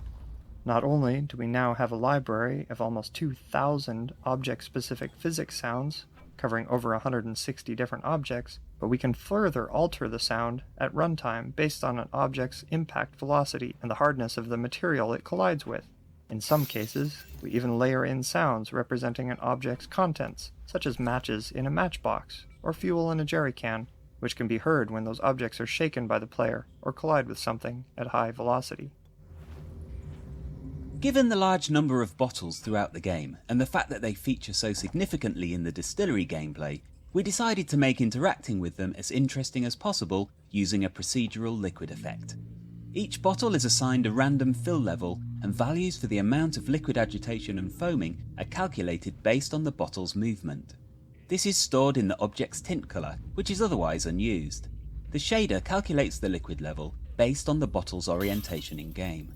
Since the amount of liquid visible in a bottle as a proportion of its height is different when oriented upright, sideways or upside down, different values are used for each in order to preserve the apparent volume of liquid inside. The liquid's surface is then displaced by a number of sine waves, modulated with the agitation value to create rippling waves. The areas determined to contain liquid, as opposed to air, take on the colour and refraction index values of that liquid. Bubbles and foam effects are added based on the agitation and foaming values. These are procedural and can be modified to create a variety of different behaviours. Several layers of bubbles are created in a local view space relative to the object, so that they're stable from frame to frame, and can always move upwards relative to gravity. Artists can set a variety of parameters per liquid, such as colour, glow, foaming potential, wave properties, and a meniscus at the surface of the liquid which curls up around the edges of the volume, helping to communicate the viscosity of the liquid. The refracted environment seen through the glass and liquid is sampled from the same cubic environment map of the local area that's used for reflections, and so the bottles are effectively opaque and do not have to blend with the frame buffer in the way that transparent objects normally do. This was a strategic design choice, as along with storing the physics data in the tint colour, it means that the bottles can be rendered together as a batch in arbitrary order, which is critical for graphics throughput. In the end, the refractive liquid effect allows for a variety of interactions to take place at a fidelity that is especially compelling with tracked hand controllers in VR. The Xen flora in this area animate in response to the Vortigaunt energy pulsing from the Combine substation outside. Since the substation itself is not visible from inside the hotel, it was important that we continue to remind players of its presence using audio and visual cues, and the Xen Flora provided a perfect opportunity to do this. The shaders used on the Xen Flora help illustrate the plant's response to the energy pulses in a few different ways. For example, the villi and cilia elongate and vibrate, while many of the other plants pulsate or glow. The intensity and timing of these effects are driven directly by the sound system, meaning that the audio and visual reinforcement of the combined substation pulses are always in sync. Breaching the quarantine zone revealed a new hidden secret of the city. Alien plant life from Xen has taken root on Earth and has been thriving in the shadows of City 17.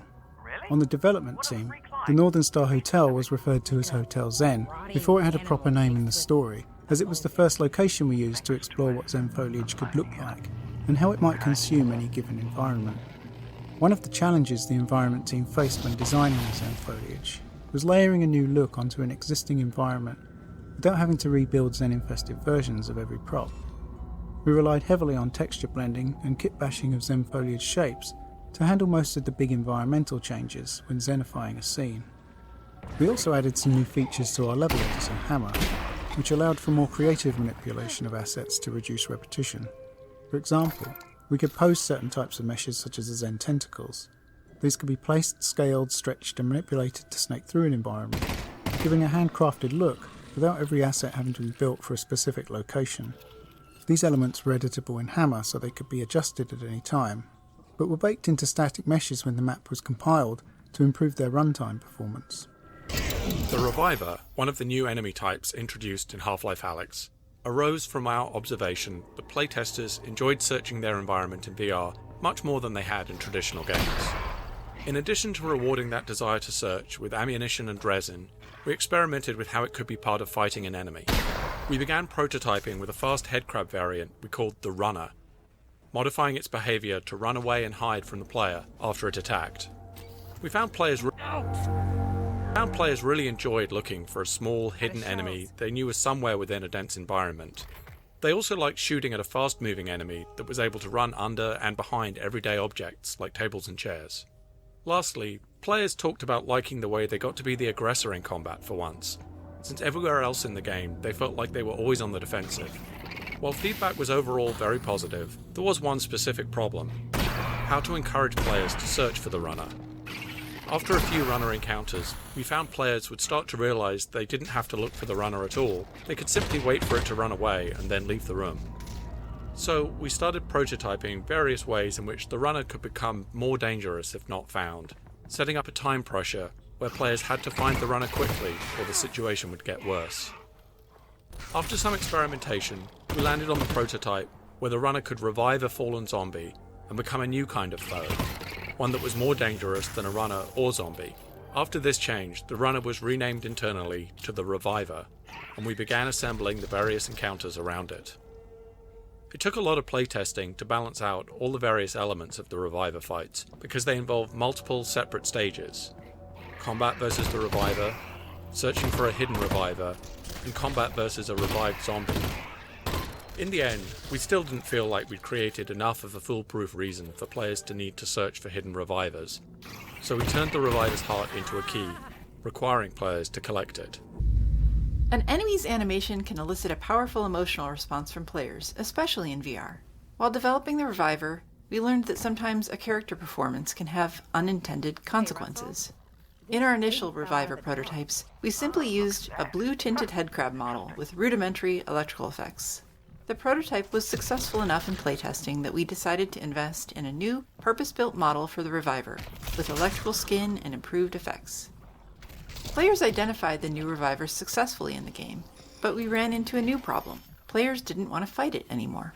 While the blue headcrab was easily identified as something dangerous, the new model was something that players had to evaluate from scratch, and they didn't necessarily see it as threatening. In fact, the animations authored for the new Reviver model were interpreted by many players as friendly or even cute. Players would often approach the creature to try to pet it, or worse, refuse to kill it to retrieve the required puzzle piece, blocking their progression in the game. If they did then realize that they were going to have to kill the cute creature to proceed, they felt horrible having to go through with it. To fix this, we reauthored most of the Reviver's animations, making it significantly more unsettling and menacing. We also made the Reviver more aggressive by adding a jump attack if the player got too close. With these changes to animation and behavior, players once again were fighting the Reviver as intended, and they no longer wanted to take it home as a pet. This is the room featured in the very first shot of the Half-Life Alyx announcement trailer. It's not an obvious choice for that use. The room is dark, not particularly colorful, and it's a pretty pedestrian corridor. Cleaning supplies and laundry baskets are not in themselves attention grabbers. But we chose this scenario because it very effectively demonstrates the excitement and tension that we thought was typical of the game. All game trailers require careful design. Conveying a game's core experience in just a few moments is tricky, even at the best of times. But we believe the Half-Life Alyx trailer had to work harder than most to meet a particularly difficult and uncommon set of challenges. We had kept the existence of the game under wraps, so shipping the trailer was going to be the first time in 13 years that Valve had shown any work on Half-Life. On top of that, the trailer had to quickly communicate that Valve had chosen to make the next installment of Half-Life a VR game. And although we were very confident in the decision to make a VR game, and in the quality of what we had built, we still worried that revealing those decisions to the world might cause even our most loyal fans to make their own decision, that we had truly lost our minds. Those of us working on the trailer knew it had to make people so excited that they could put those worries aside. The trailer also had to clearly convey that the game was not Half-Life 3, meaning that it did not take place after the events of Episode 2. Half-Life Alyx was instead a prequel of sorts, occurring between the events of Half-Life and Half-Life 2. In addition, the trailer had to show depth, variety, familiar characters, and enough novelty and surprise to get across to the viewer that this was really and truly a full-fledged installment in the Half-Life series, not a small VR experiment or a spin-off.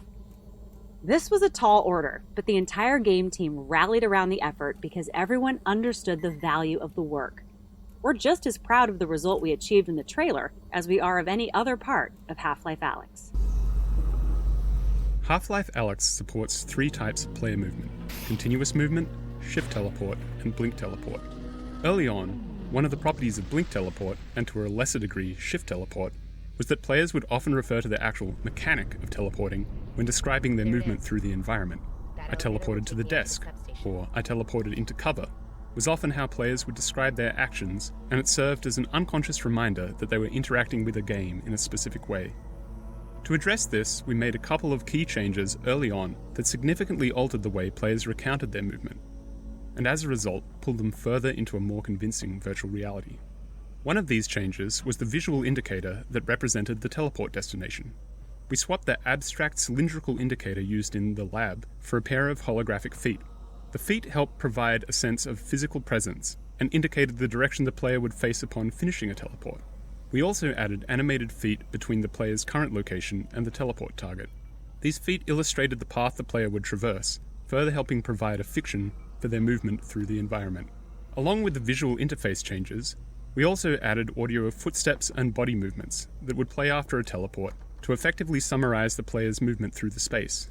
This isn't something everyone necessarily notices at first, but it is quite obvious when it's missing or incorrect. The footstep audio transformed how players described their movement through the world, and players would often refer back to movement in the environment as walking or running, as opposed to referring to game terminology.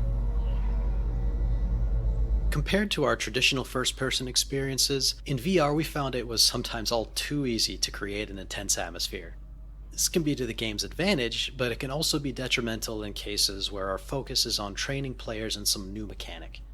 In intense situations, players frequently fail to notice or retain critical information, and as a result, we often had to reduce tension in areas of the game where we were introducing players to something new.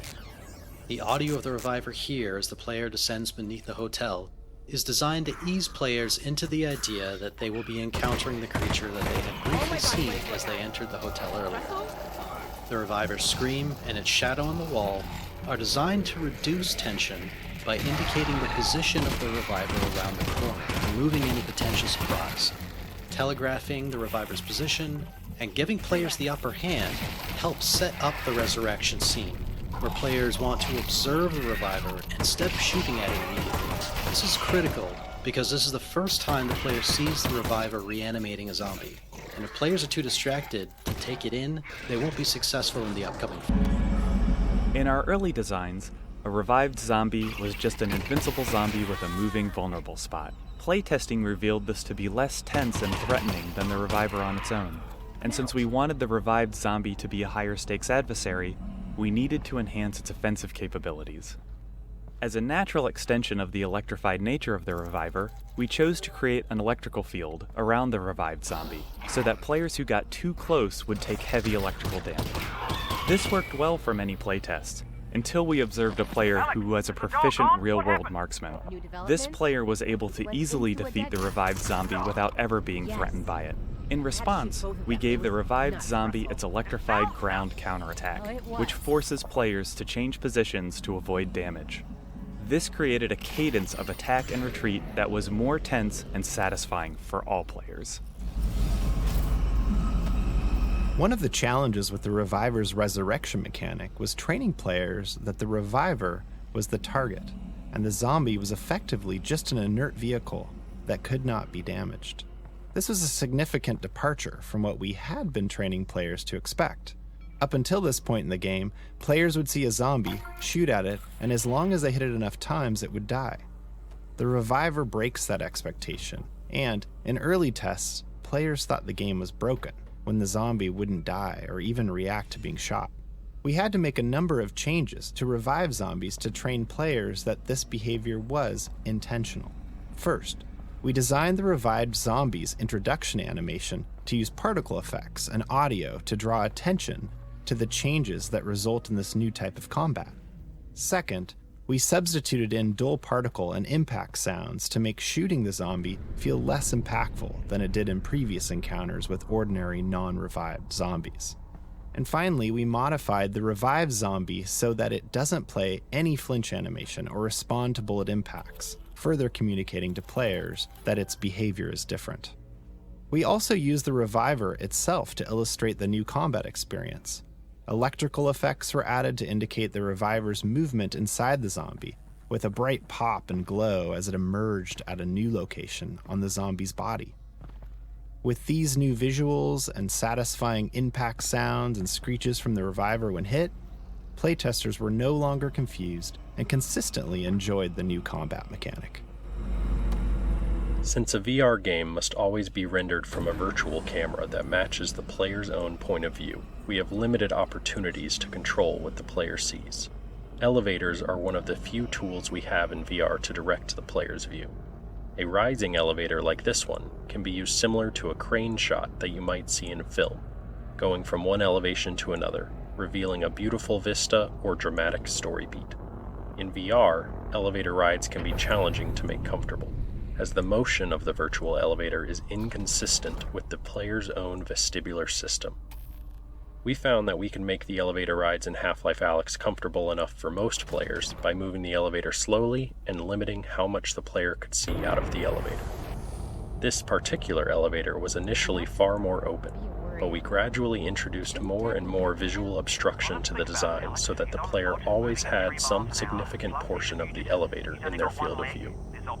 This meant that we were able to get the dramatic reveal of the hotel exterior and Combine substation we desired, but players were comfortable since they could always see the elevator, which was in their own frame of reference. After exiting the elevator, the player gets their closest view yet of the Combine substation attached to the exterior of the hotel.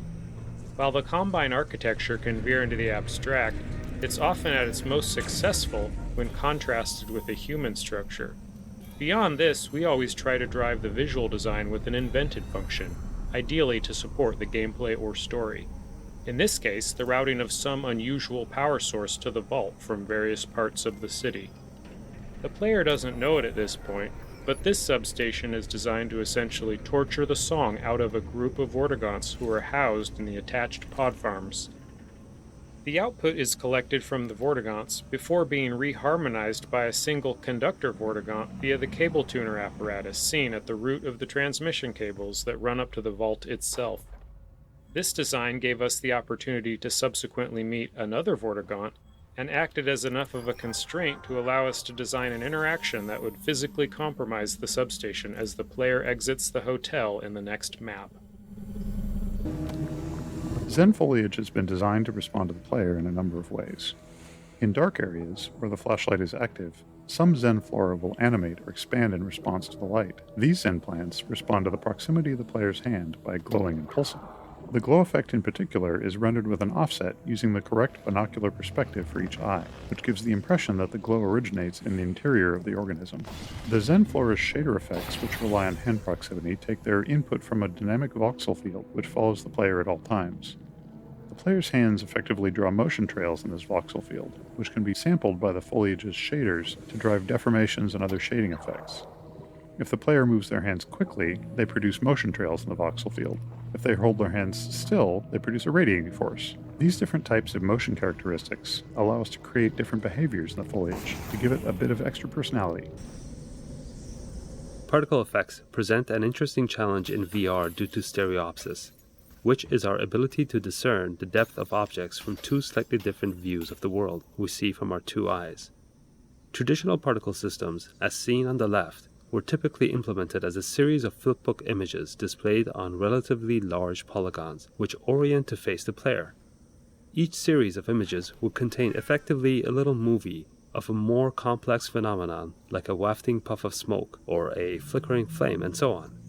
For the monoscopic rendering used in non-VR systems, this approach holds up well and is widely used across the industry. Because of the stereo rendering used in VR, however, players can easily see the flat cards resulting in the unconvincing effect seen on the left. To address this, we had to update our particle rendering techniques for VR. The particle system on the right is an updated VR-friendly version of the older effect seen on the left. One technique we used on large cards, like the ones used in this smoke effect, was to create some drag on the card's reaction to the player's head movement. To do this, we created another particle system which lagged the player's position and was used as a player camera for the facing direction of the smoke cards. By removing this one-to-one relationship of head motion to sprite rotation, we were able to give the impression that the smoke effect was volumetric. In addition to using more 3D elements in the creation of our effects, we also often use the post-processing bloom on particles to help visually merge elements that otherwise would appear as a set of flat planes. This made the cards harder to stereo fuse, which gave them a more diffuse volumetric feel. One of the tenets of Half-Life game design is creating crafted, moment-to-moment experiences that players participate in as they progress through the game.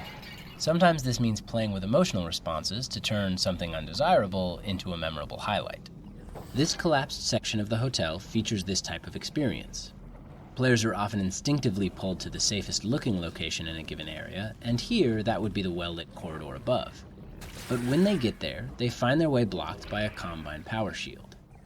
The power cable to shut down the Combine force field leads them back down into the poison headcrab-infested darkness below, a place they really didn't want to go. These larger gameplay spaces also need to be resilient to player choice. So even if a player chooses not to head up to the well-lit corridor, they likely will still have the same trepidation about heading down into the darkness below. After the player has braved the darkness and sheltered themselves in the lit room where they're safe from the wandering headcrabs, they're faced with the daunting task of cutting the power to the Combine force field, because this has the side effect of plunging the area into darkness. Not only does that make the situation worse, since the player must make their way out of the pitch blackness with only a flashlight, but the path to the exit is back through all the poison headcrabs. We spent a lot of time tuning this experience through careful playtesting and evaluation, and often, when recounting their travels through the hotel in post-playtest discussions, players would recall this moment of being plunged into darkness as a high point, managing to combine a feeling of amusement with the overall sense of dread. A common game design problem is that of resource placement, and this spot in the game is a good example.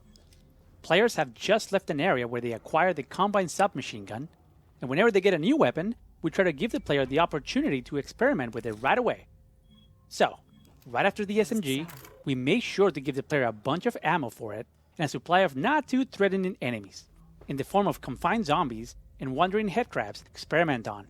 But playtesting has shown us that there's a wide range of ways that players respond to that setup. Some shoot a headcrab or two and move on, but some players take their time exploring the weapon, even using up all the ammunition we gave them. Now, after the headcrabs, the player is heading towards a new area, which features one of the hardest combat arenas in the game, where they must fight 2 revivers at the same time. How much ammunition can we expect the player to have here? How much should we put in this area between the 2 arenas to ensure all players will have enough to fight the 2 revivers? If we don't put in enough, player may be in a position where they cannot succeed at the upcoming encounter, and reloading their save games won't help them. They will need to go back and replay the previous area, this time conserving more ammo. That's not something we want to happen, nor is it something that we can expect all players to realize. Instead, many will repeatedly try and fail to be the 2 revivers. So, at its core, the problem with resource placement is that the dynamic range of resources carried by players can be significant, and it gets even wider as the game progresses. In Half-Life Alyx, we would see some players end the game with barely any ammunition, while other players had over 1,000 unused rounds. So how can we handle resource placement when there is such a wide dynamic range in player collections and usage patterns? Like many games, we opted for a dynamic system that looks at the player's current resource counts and makes decisions based on them. But the design of these kinds of systems can be tricky, because they tend to affect player behavior. For instance, in Half-Life 2, we placed breakable crates throughout the game which dynamically spawned resources based on the player's current health and ammo levels. This had the advantage of allowing us to not need a huge amount of playtesting for resource balancing, because as long as there were enough crates around, the player would always have enough resources. But because that system exists, we didn't have to spend much time on resource placement, and as a result, we didn't really craft challenges around resource collection. Players also learned that they didn't need to really care about the resource levels, because the crates were always going to top them up on whatever they needed most. For Half-Life Alyx, we wanted to revisit those assumptions. We knew that searching for resources in a VR environment was something players really enjoyed. So we wanted resource collection to be something players needed to do throughout the entire game. And that meant we didn't want them to ever reach the point where they had so much ammo and health that they didn't need to explore. We were also able to start playtesting earlier in the product development cycle than we had been able to when making Half-Life 2, which gave us the confidence that we'd be able to spend the time we needed to carefully place every resource. For Half-Life Alyx, we moved to a system that allowed us to craft a more specific experience, using a dynamic layer that attempts to reduce the dynamic range of resource gathering between players. Instead of placing generic resources that switch types, level designers carefully placed each resource type throughout the world. Some are easy to find, and some are more difficult. Then, as the player moves forward in the world, the system opportunistically removes resources in the path ahead based on the player's current resource levels. This had the benefit of allowing level designers to have a lot of control over the player's resource amounts in different areas of the game. They were able to craft areas where they wanted the player to be starved of one ammo type or encouraged to use another. For example, in this area, designers could provide enough ammo to ensure that the player would have enough to fight 2 revivers, with the knowledge that the ammo balancing system would remove much of it if the player was already loaded up. We could safely give the players a large amount of combined SMG ammo in the previous arena, and know that the players who ran past the poison headcrabs without firing a shot wouldn't find more here. There are a number of additional features to address complexities that result from this system, such as ensuring players always find something inside a combine locker, or ensuring that players are still rewarded for searching carefully and regularly, even if they're carrying a lot of ammo. Ultimately, we want a player who is paying more attention to the environment to come out ahead resource-wise.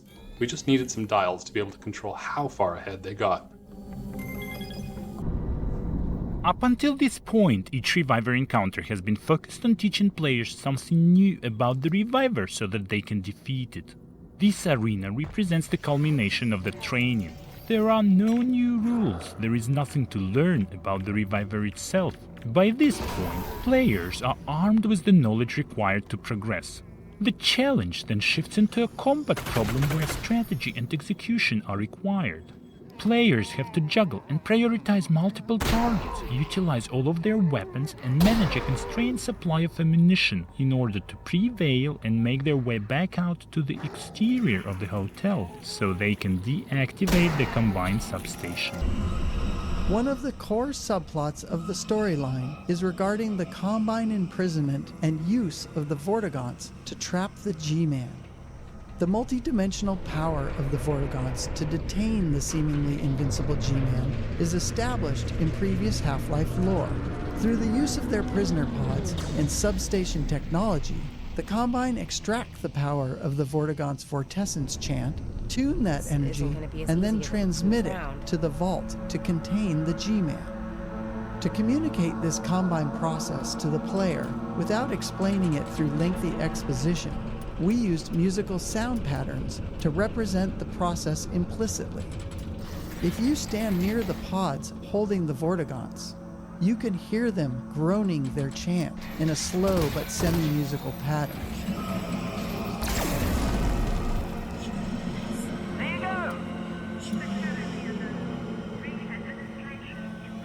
Just past the pods is the resonator, within which you can hear a distilled version of the chant energy.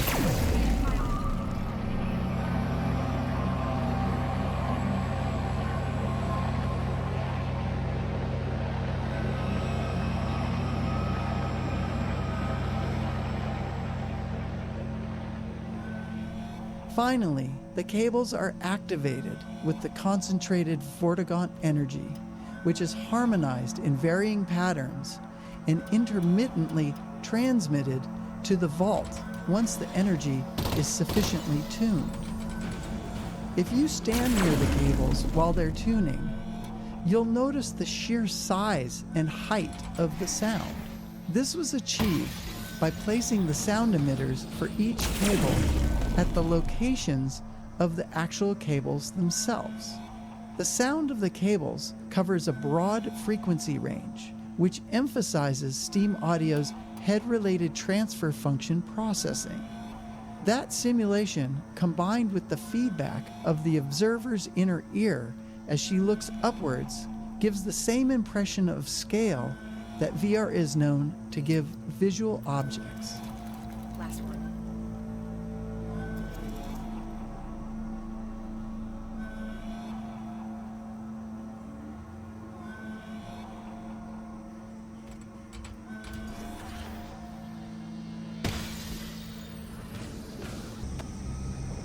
Character performance within a VR game has a unique set of opportunities and challenges. In our efforts to keep control in the hands of the player, we must create a performance that is interesting enough to maintain players' attention, but flexible enough to allow for player freedom. This scene has the most face-to-face interaction in the game, and there is no physical barrier between the player and the Vortigaunt when he first appears.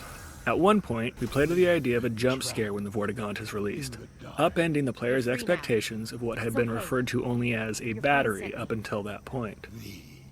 Not only was it a bit ham-fisted, but the Vortigaunt came flailing out of the pod, frequently into the same space occupied by the player.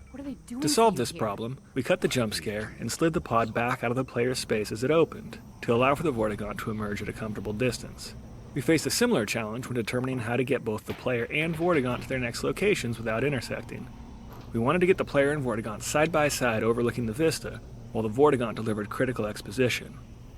It would have been awkward for the player and Vortigaunt to take the same route along the catwalk, so we looked at other options, including exploring ways that the Vortigaunt may have once moved in its native environment. With long forearms, it's feasible that the Vortigaunts may have moved around as quadrupeds, so we chose an agile four-legged scramble up to the higher platform where he can deliver exposition without contending with the player for space.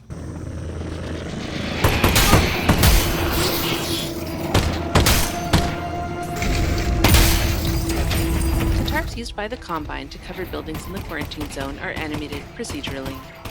This animation was added relatively late in development, so it needed to be both computationally inexpensive and technologically conservative, so no new systems. Simple overlapping waveforms are used to displace the tarp geometry where it hangs loosely away from the building. The displacements are oriented along the wind direction, and their propagation direction is further modified by the gradients of a texture we referred to as a freedom of motion map. This map is derived from the shape of the building geometry under the tarp and is used to attenuate the displacement so that the tarp won't animate in places where it is meant to be pulled tight against the building. The result is a flapping tarp that seems to conform to its surroundings and responds appropriately to the wind. While developing Half-Life Alyx, we had a large number of people in many disciplines contributing to a relatively small number of maps. This meant that we frequently had multiple people working on the same map at the same time. One way that we managed this complexity was to break our maps into smaller pieces referred to as prefabs. A prefab could be built out of the same types of geometry, logic, enemies, particle systems, or any other elements as a regular map. As long as people were working in separate prefabs, they could make changes or additions without stepping on each other's work. A prefab could contain a large physical space like this whole street scene, or it could contain only a handful of elements. Large prefabs that partitioned a map to allow for collaboration were essential for a project of this scope, but many small, reusable prefabs were created for Half-Life Alyx as well. A good example of this was the set of reusable vehicle prefabs used here and throughout the game. Each vehicle was authored as a configurable prefab, enabling designers to quickly place them around the game, setting a few parameters to customize the vehicle for the context. Parameters include things like the vehicle's paint color, the amount of pre-existing damage, whether the doors were open or simply missing, and the type of ammunition or other resources the vehicle might contain. This sped up our workflow and also meant that updates to a prefab were automatically propagated out to all of the maps that used it. The Combine Soldier you see here won't fight you. It's been programmed to run back and forth along the path shown on the ground in order to illustrate the stride retargeting system developed for Half-Life Alyx. One of the challenges of animating digital characters is making sure that their feet don't slide along the ground as they move.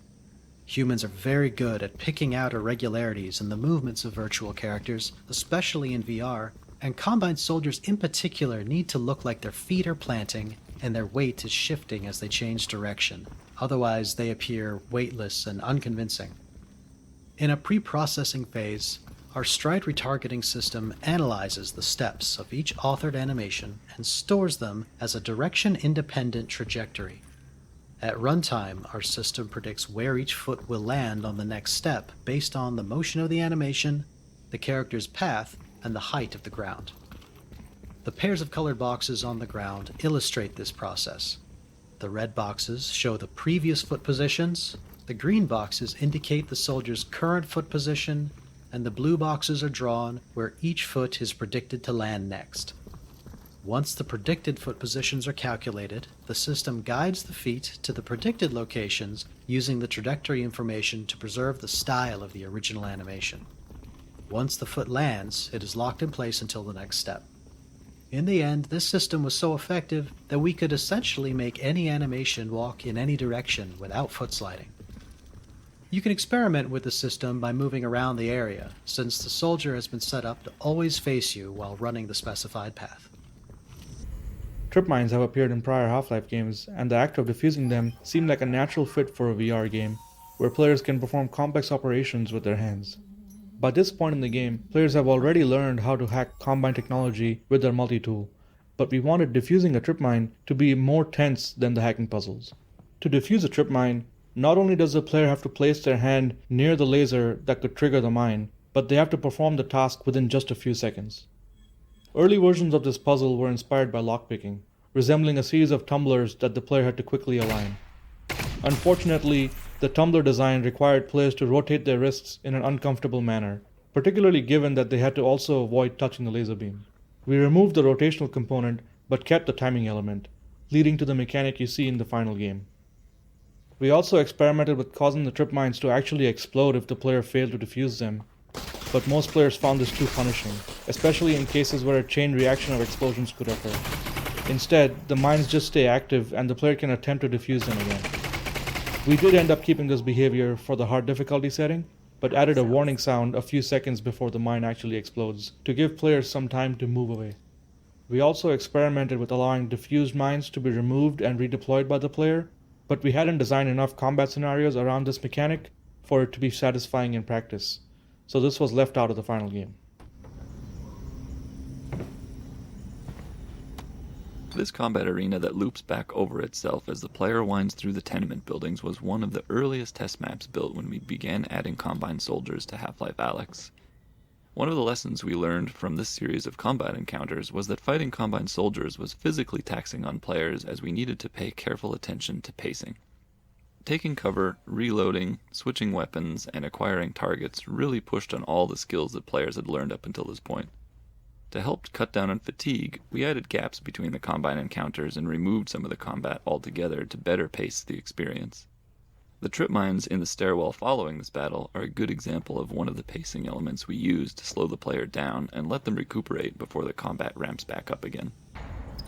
It was an interesting challenge for artists and level designers to employ environmental storytelling to paint a picture of what may have happened inside the walls of the quarantine zone. Just like the hotel, these apartments have been overrun by Xen foliage and are filled with people's belongings, abandoned in haste. In this area, the walls have been torn down, either by destructive portal storms or perhaps the Combine's cleanup effort. Barrels of fluid used by workers to try and treat or contain the Xen growth have been left behind, and it would appear that the cleanup efforts have either failed or been abandoned. By not explaining every facet of the world, we leave players with the opportunity to imagine for themselves the bigger picture of life in City 17. I'll get to work on the data pod. Once we had the spine of the game complete, teams went through the maps looking for additional opportunities to add the character and tone that players associate with the Half-Life games. This mannequin headcrab was a fun opportunity to hit on the sci-fi horror B-movie vibe. We had a few conversations about how long to leave the headcrab atop the mannequin, and decided that the experience should be analogous to catching a small dog in the middle of some mischief. We wanted players to feel like they had walked in on something they weren't supposed to see, and for them to go away feeling like every inch of the game contained something for them to find if they chose to explore it. After an early update to the Headcrab sounds, where details like breathing and grunting were added for the first time, we received feedback that the new sounds were too cute and familiar, moving the headcrab too far in the direction of a cuddly creature rather than an alien threat. We updated the sounds to be more threatening, but for this headcrab we brought back some of the cuter sounds to sell the headcrab's frustration with the mannequin. In order to reduce the amount of reloading required in the heat of battle, we wanted players to be able to upgrade the pistol by increasing its ammo capacity. That might seem like a small change, but implementing it in a way that was intuitive to players and that didn't have a lot of negative side effects was surprisingly tricky to get right. Our initial mechanic for increasing the ammo capacity was to use double-sized clips. Once the pistol was upgraded, the player's backpack held clips with twice as many bullets, and those were represented by a clip model that was twice as long. But unfortunately, the longer clips presented a lot of distracting fictional problems. For one, they looked ridiculous protruding out of the bottom of the pistol. Players were also left wondering what was going on in their backpack to transform the single capacity clips that they put in there into the double capacity versions that they were pulling out. We were also left with the sort of absurd implication that the pistol clips found in the world now magically all had to be the upgraded double-sized versions. While we did scrap the double-sized clips, the concept was still enticing. We just needed to find a better metaphor. So then we started looking at the hoppers that were used on paintball guns that could store large amounts of paintballs. In fact, the final upgrade that resulted from this whole line of thinking is still internally referred to as the bullet hopper. So with this in mind, we next needed to design an intuitive interaction model. Players were already satisfied with our existing pistol interaction loop, which was eject clip, insert the next one, chamber, and then shoot. So we wanted to preserve these skills that players were already beginning to master. So players would still reload the gun as before, but small mechanical prongs would steal bullets from the inserted clip, pull them into the hopper, and then place them into the firing chamber as needed. Audio cues were also added to clearly communicate the state of the hopper loading process. The hopper also impacted the visual design that we used to convey the state of the pistol. Originally, the clips themselves had a numerical counter indicating the number of bullets remaining. And on its own, this was fine, and players understood it easily. But the readout on the bullet hopper was on the opposite side of the pistol, and had a pattern of blue dots indicating the amount of bullets remaining. So these two representations in two different locations made it difficult for players to quickly determine the total number of bullets in the upgraded gun. To solve this, we designed a single visual readout on the side of the pistol grid. It structurally matched the state of a pistol clip, the pistol's bullet chamber, and the bullet hopper if the upgrade was acquired. It's generally a requirement that all new enemy types have a section of the game designed to introduce them. We rarely build the introduction early on in the process though, because it's often through playtesting that we learn exactly what aspects of the new enemy need to be highlighted in the introduction. In addition to understanding the capabilities of a new enemy, we also find introductions help solidify the very existence of the new enemy type in the player's mind. Without an explicit introduction, we sometimes find that playtesters confuse multiple enemy types, conflating them in their minds. This was the case with the Suppressor, the class of soldier that's designed to pin a player behind cover while other soldiers advance on them. The Suppressor is an inversion of the previous soldier classes, who've all focused on trying to push players out of cover. The Suppressor introduction stretches across the next 2 rooms. In the first, players see the Suppressor firing at zombies, giving the player a moment to safely observe its firing behavior. They also get to hear its associated sounds, which are important to learn for future encounters. In the second room, players learn to fight the Suppressor themselves. This is relatively straightforward when the Suppressor is alone, but will become more involved in later arenas where we combine the Suppressor with other soldier types. It isn't practical to spend development time or art resources evenly across every part of the game, so we rely on strategic reuse of resources to maintain fidelity and specificity across the game's environments. This space was initially constructed using industrial models and textures seen throughout many previous environments. To set it apart, we added the large cables and Vortigaunt pods to imply a makeshift combine power plant whose purpose was to transmit energy to the substations. The juxtaposition of this abandoned industrial space with the large combine cables created enough visual interest to make the space feel meaningful at a relatively low cost. The cable motif was subsequently added to other parts of the game to increase visual interest and give the player a sense of being led toward the vault. It may not be obvious, but the cables exiting through the ceiling here continue onto the exterior of the building, across the large construction courtyard, and over the roof of the distillery building, presumably continuing on to a substation or other combine infrastructure. Players may not notice that continuation, but such details help guide us in building a world that feels connected and consistent.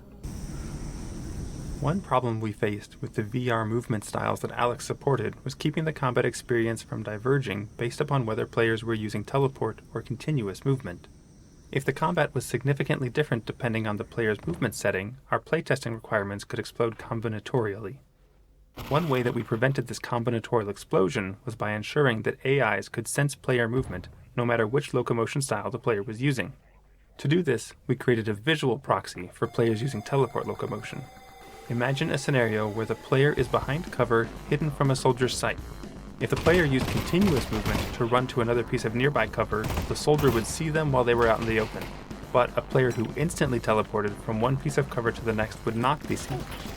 To solve this discrepancy, when a player teleports, we leave a breadcrumb trail of invisible visual proxies, which the enemy AI can see. These proxies pass information to the AI, similar to what it would have gathered from seeing the player perform the movement directly.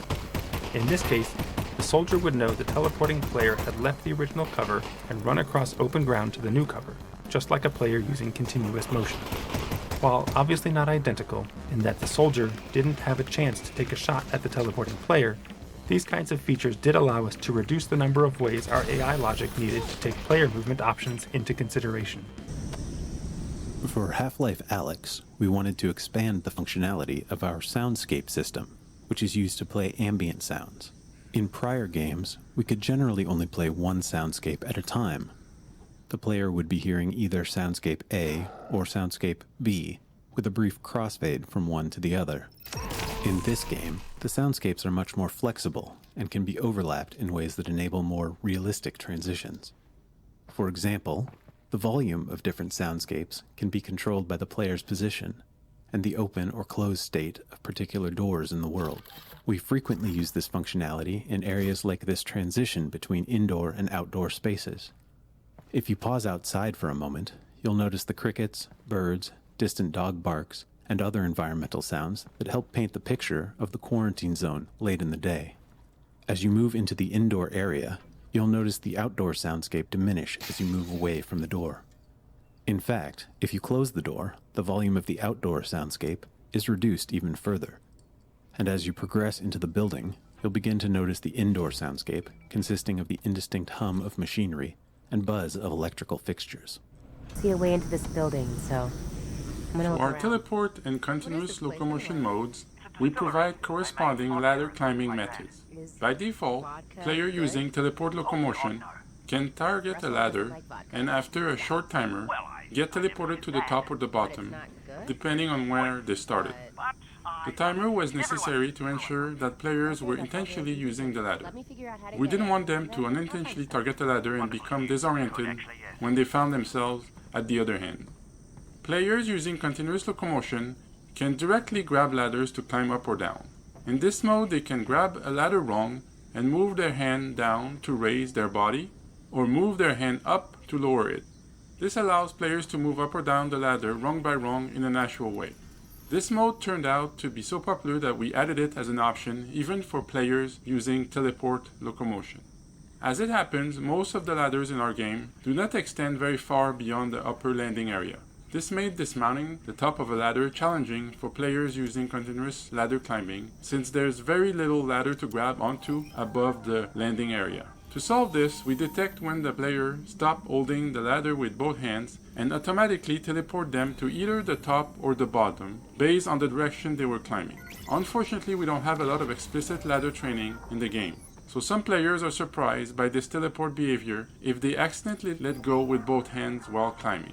Nevertheless, this was a better alternative to leaving the players hanging or forcing them to fall down if they let go with both hands, especially since some of our ladders are rather long and it would be tedious to have to reclimb just because a player happened to let go shortly before reaching the top. Some of our earliest experiments on the project involved placing old Half-Life 2 models in a level and walking around them in VR. These included static models of enemies, like Combine soldiers or zombies. We found that players really enjoyed being able to inspect these models because VR let them get much closer than they'd been able to in the past. Players reported getting a sense of the true size of the characters and would often point out details that they had never noticed before, even though they had seen these models many times throughout Half-Life 2. These reactions led us to the idea of creating an enemy that took advantage of that experience, one that required players to spend long periods of time in close physical proximity to it. But enemies typically don't let the player get near them without attacking, so we felt it made fictional sense for this enemy to be blind, and to feature non-combat gameplay as its focus. Early experiments with guiding a blind creature using sounds were immediately interesting, and gave us a way to create scenarios unique to the product. Thus, the concept for Jeff, known as the blind zombie internally, was born. The Xen flora you see on the wall here, which we refer to as Xen ears for obvious reasons, animate in reaction to the same sounds as Jeff. Early in development, we would observe situations where playtesters would fail to notice Jeff becoming enraged by a sound. If the player died as a result, they felt frustrated and wronged. We worked to make Jeff's animations and sounds communicate his level of aggression to the player as clearly as possible. But if players weren't looking at Jeff, they could still be caught unaware. Adding these Xen ear growths to the environment was a way for us to help players be more aware of Jeff's reactions to sound. The Xen ears work as an extra layer of visual feedback for Jeff's behavioral state, one that lives in the environment instead of on Jeff himself. Alyx! Right from the beginning of development, we intended to feature a variety of visually distinct Xen flora and fauna in Half-Life Alyx. But we didn't yet know how these visual elements would be used to craft interesting gameplay. Referred to internally as Xen clams, the Xen plants you would see here were originally built to add visual flavor to the world and were only lightly interactive. They would track the player's head and hands and would close tight if the player got too close. When we began working on Jeff, we wanted to find surprising new ways to use sound as a core gameplay mechanic. In particular, we wanted to make players wary of the environment around them. We realized we could use the Xen clams as a type of noise hazard by having them repeatedly snap open and shut when approached by the player. We had already placed these clams in earlier parts of the game, which meant that players would reach the distillery with an understanding of how they functioned. The introduction of Jeff changed the player's relationship with the Xen clams, as they went from being harmless but annoying to a dangerous hazard that players would need to take care to avoid. Early versions of the distillery explored a variety of methods for subtlety, teaching players how Jeff works without any explicit exposition. Though some of the training techniques were quite successful, anything less than a complete understanding of Jeff's behavior resulted in players bungling their way through this section of the game and having a terrible time doing it. Eventually, we determined that explicit training was necessary, and that's where the character of Larry came in. Larry acts as a gate, delivering critical information about Jeff's behavior before allowing the player to proceed. It's a dense learning environment and a delicate balancing act. ensuring that we deliver the rules of Jeff while still making Larry an interesting character. To spread out the exposition, you'll notice that it's distributed over a few different story beats as Larry first introduces Jeff, then demonstrates Jeff's predictable reaction to a breaking bottle, and finally explains that the player can prevent their own coughing on Xen spores by covering their mouth. A core element of both the environment and Jeff himself are the Xen plants seen here spewing toxic gas that makes the player cough. These were not created to be merely ornamental or to support the novel VR interaction of players covering their mouth. They were added specifically to solve a long-standing challenge that we had with illustrating Jeff's personal space. One of the trickier aspects of designing Jeff was striking the right balance between perceived threat and actual threat. Many scenarios in the level forced the player into close proximity with Jeff in order to create tension. We found that these moments could be exciting, but they could also become frustrating when players accidentally got too close to Jeff and were killed unexpectedly. Players reported not understanding how close is too close. We tried a number of solutions, such as adding glowing tentacles to Jeff that acted as a visual representation of the perimeter of his personal space. Touch the tentacles, and you die. Getting the look and feel of these tentacles to a satisfactory place proved challenging, however, and we backed away from the idea. Another problem we encountered was that a subset of our players quickly became comfortable around Jeff once they became adept at keeping their distance from him and avoiding sources of noise. For these players, dealing with Jeff felt trivial. He simply didn't feel like a threat to them. We discussed a variety of potential solutions to these problems, even wacky concepts, such as giving Jeff the ability to teleport to sources of noise. But it was difficult to come up with ideas that didn't feel like we were giving Jeff the ability to cheat. Eventually, we came up with the idea of having the player cough. This was appealing, as it gave us a way to make the player themselves a source of noise, thus causing Jeff to pursue them. We were also interested in making the environment more dangerous generally, and so our first experiments with coughing involved littering the level with Xen plants spewing toxic gas. Initial tests showed a lot of promise. Players now felt like Jeff was a dangerous pursuer, and they must carefully observe the environment to avoid the gas. We observed that players had a natural instinct to cover their mouth with their hand to suppress their cough. This was an affordance that VR with tracked hand controllers supported very naturally, so we implemented this mechanic right away. This still left us with the problem of players being unsure of how close they could safely get to Jeff. We realized that the early experiment of adding tentacles to Jeff could be replaced with a much simpler approach of attaching a toxic cloud directly to him. There were multiple benefits to this. First, it gave players visual feedback for how far they needed to stay away from Jeff to be safe. Second, it made those times when Jeff did get close all the more tense, with players now needing to commit a hand to covering their mouth. Finally, we didn't need to teach the players anything new. They could carry forward what they had already learned about toxic gas in the environment and apply those lessons to Jeff himself. One of our major goals in the design of Half-Life Alyx was to reach the widest possible audience. This meant developing for all of the major VR hardware in the market, as well as accommodating different sized play spaces, traversal preferences, and so on.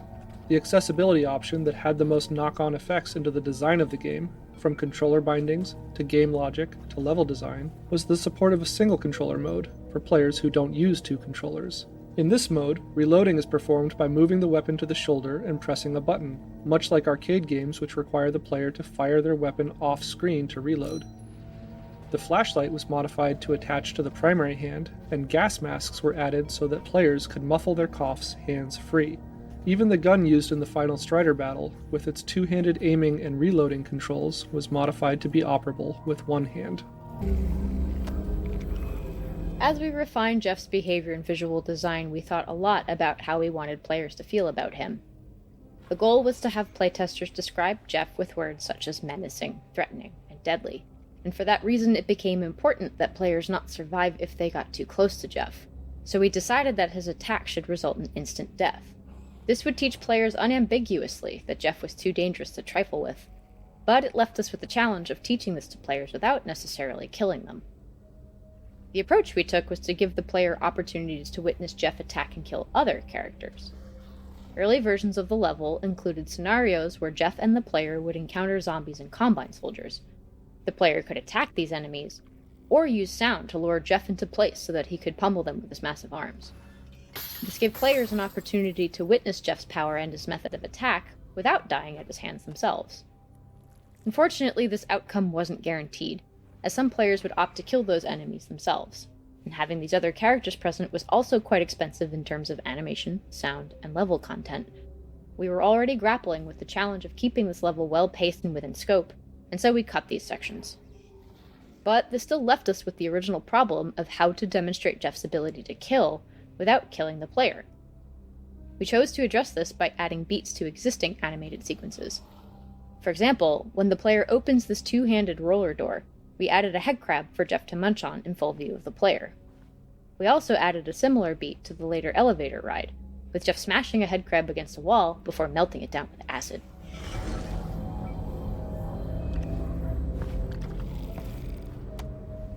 Even though Larry instructs the player on the basics of how Jeff works, we found that we needed to let players test those rules without having Jeff in their immediate personal space. If we made players first interact with Jeff face to face, they often fell to pieces and forgot the rules. They would die over and over again, and their fear of Jeff would quickly turn into frustration and annoyance. This area was created to serve as a training playground, where players can observe Jeff reacting to various sounds while remaining safe from his attacks. It contains many of the elements that are encountered throughout the rest of the level, including some falling bottles, a padlock that needs to be shot, and various types of Xen plants. Jeff remains close enough to feel threatening, but he cannot attack the player. Players can spend as much time here as they need to, and move on when they feel like they've got a good grip on how Jeff works. Jeff's character design went through several significant revisions over the course of development. Just by looking at him, we wanted players to understand certain things about the character. Our first priority was to communicate his blindness. Second, we wanted the character to feel physically imposing. After all, the entire concept of Jeff had grown out of our observation that just being close to a character in VR could make for a powerful experience. Finally, we wanted players to understand the blind zombie's behavioural state at a glance. Is he feeling angry? Did he just hear something and is feeling curious? And so on. The first design that we modelled and animated was a sort of combine worker robot. The robot's face featured a holographic display that could flip between different icons that represented its state. A large piece of rebar jutted out of the back of the robot's head, sparking electricity and spewing smoke. This was meant to demonstrate that its visual sensors were impaired, making it blind. We made the robot tall and hulking. It looked heavy, unpredictable and dangerous. However, player reactions to this robotic design showed that it had problems. Players would initially focus on the head's holographic display. Parsing the face and understanding the meaning of the icons proved too challenging for players, and even worse, this element distracted from the rebar poking through the robot's head and their understanding that it was blind. Players found the robot imposing, but we weren't getting the deeply visceral reaction of fear that was desired. A trip back to the drawing board landed us with the more organic character you see in front of you. Drawing inspiration from the idea of coal miners succumbing to the black lung, we focused on the concept of a member of the Combine's Xen cleanup crew that had succumbed to the Xen infection. This gave us the visceral reaction from players which we were looking for. A human face is still visible, but the eyes are clearly decayed, communicating blindness. The organic nature of this design allowed us to lean more heavily on audio to feed back the behavioural state, with animalistic grunts and roars that came to include more human-sounding elements over time. Toner puzzles are a useful design tool, since they force players to move around the environment and also occupy their primary hand via use of the multi-tool. In this area, the player has to aim their flashlight to navigate, point their offhand to teleport, cover their mouth to prevent coughing, follow wires with the multi-tool, and potentially pull bottles with their gravity gloves. The player has to make trade-offs as they proceed, since their two hands are overcommitted by design. One-handed players are even more overwhelmed by these many tasks. This is why we littered the distillery with gas masks the player can attach to their mouth, so they won't have to use a hand to muffle their cough. This toner puzzle went through several revisions, many of which left Jeff free to roam while players worked on the puzzle. But this resulted in players having to juggle too many elements at once, and their fear of Jeff quickly turned into frustration. The solution was to keep Jeff locked up while players solved the puzzle, with his distant roars maintaining a level of tension. We were then left with the problem of how to release Jeff so the level could continue. Initial ideas involved having Jeff break out from the freezer on his own when the puzzle was complete, but this felt contrived and scripted compared to having the player free Jeff from the freezer. The toner puzzle mechanic gave us a logical solution to this problem, with the added benefit of creating a moment of high tension for the player when they realize they're going to have to open the freezer door and release Jeff in order to proceed. Many of our ideas for Jeff involved coming up with plausible ways to force Jeff and the player to occupy an enclosed space at the same time. An elevator ride was on the table from the beginning, but we were unsure of how successful it would be in execution. There was also a concern that such a sequence could be technically expensive to pull off. Our first prototype was extremely rudimentary. Players would get into an elevator with Jeff, the ride would last around 30 seconds, and then Jeff and the player would exit. There was no complicated level scripting, no bespoke animations for Jeff, and no special audio or lighting treatment. Despite the relative lack of polish, players had a strong positive reaction to the sequence, even naming it a highlight of the game when we ran company-wide playtests. This convinced us that it was worth putting more work into the elevator ride to make it something really special. In the end, a lot of different disciplines came together to create the final sequence, which combines sound, animation, scripted lighting, and careful choreography of Jeff's movements and the player's actions. Most of the time, the noises that attract Jeff are created by the player, who is either actively trying to lure him to a new location, or has perhaps made a noisy mistake that could have been avoided. The key point being that the player feels some amount of responsibility for the noises being made. The goal of the upcoming hallway was to flip that idea on its head, if only for a moment. Like a misbehaving pet, this cheeky headcrab appears to surprise and infuriate the player, clumsily knocking over a series of bottles before escaping into a vent. Classic headcrab nonsense. We were surprised to find that many players wanted to check and see if the headcrab had indeed escaped. They would climb up onto the boxes and crane their head up into the vents. This prompted the idea of adding a small Easter egg to reward those players. Try it, and you'll find that the cheeky crab has indeed escaped to be annoying another day. The cost of adding these sorts of secrets needs to be weighed against the potential for players to actually discover them. In this case, our playtest observations made the cost appear worth it, in particular for the impact it would have in making the world feel more real. A full reality where living creatures go about their lives, even if the player isn't there to witness them.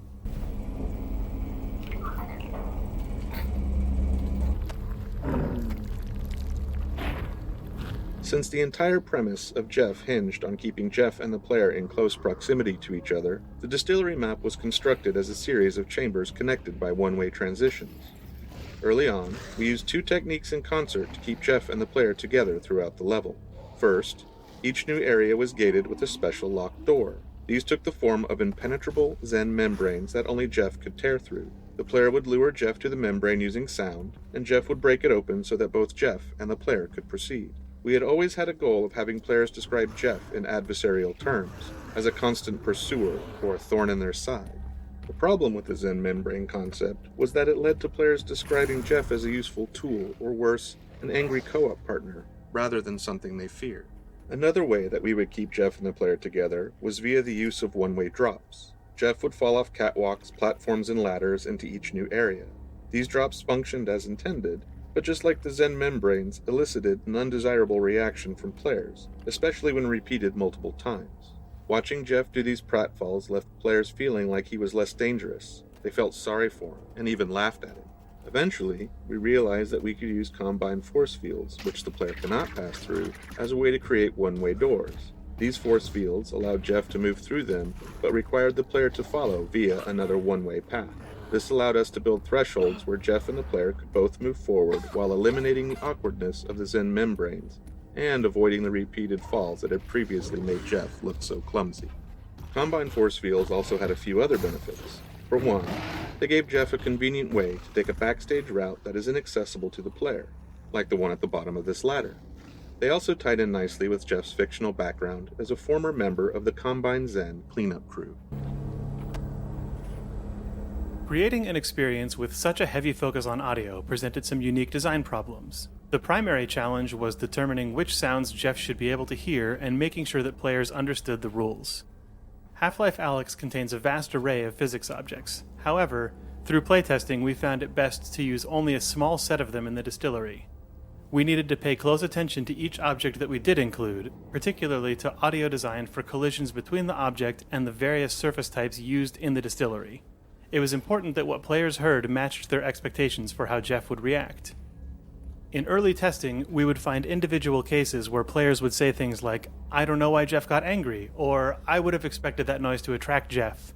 Over time, we identified these cases of confusion and addressed them one by one. It was vital that players always be able to identify the cause and effect of a noise that might attract Jeff. Failing this meant players were left feeling like Jeff acted randomly and they'd grow frustrated. Some experiments failed in this area. At one point, parts of the level were littered with piles of broken glass that would make noise if the player walked or teleported over them. Few players would notice the broken glass and were then surprised when Jeff attacked, so this concept was cut to avoid confusion. We had to be wary of the opposite case too, where players would expect purely aesthetic elements to present a noise hazard. For example, at one point we had placed shallow pools of water seeping in among the floor tiles. It looked really cool, but it confused some of our playtesters who thought that the sound of their footsteps splashing through these puddles would be audible to Jeff, even though we never intended that to be the case. Figuring out how to end the player's journey through the distillery involved a lot of discussion about how players would ultimately end up feeling about Jeff. Observing playtests told us that most players simply wanted him dead, usually from the moment they met him, but there were some who felt kind of sorry for him and didn't necessarily want to see him killed. Our first version of the ending involved the player's actions unintentionally resulting in Jeff being attacked and dragged away by antlions. Part of the goal was to demonstrate that the antlions are even more powerful than Jeff, to amp up the tension just before players have to square off against antlions themselves. This ending left players feeling a little empty. They felt detached from Jeff's demise and wanted to be more directly involved. Dark stuff, to be sure. Plus, we weren't really servicing those players who felt sorry for Jeff and didn't necessarily want to see him killed. There were other problems too. The antlion attack felt random to many players, which reduced its impact. And because Jeff presumably died off-screen, players were left without a sense of closure. This prevented players from being able to switch gears and settle in for their encounter with the antlions. The trash compactor was a solution to these problems. It gave players the opportunity to decide Jeff's fate and be left with a sense of closure whether they decided to squash him or just leave him imprisoned. Even so, it has to be admitted that most players seem to crush Jeff with zero hesitation. Monsters.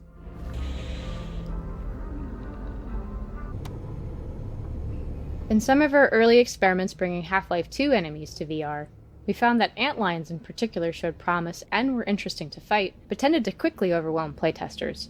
They were able to get into the player's physical space too quickly, and applied so much pressure that players just ended up endlessly teleporting around trying to get away.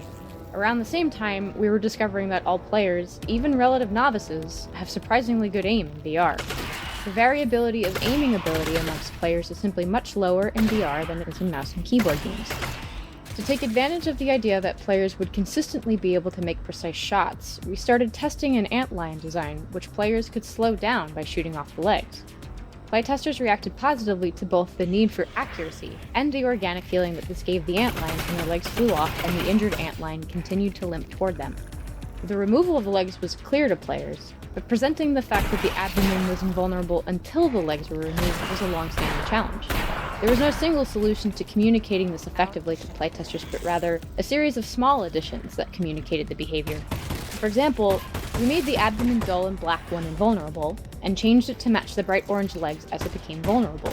Shooting armored parts of the antlion would generate sparks and hard ricochet sounds, while shooting the vulnerable body parts resulted in orange blood spurts and soft impact sounds. We also designed the death animations to emphasize the abdomen exploding, and ensured that an exploded abdomen chunk was left behind after the antlion was dead. All of the foliage in the game animates in response to player touch and environmental wind conditions. The foliage animation is entirely procedural and is computed on the graphics processor using vertex shader deformation. A voxel field that travels with the player's body is used to track the location of the player's hands in space.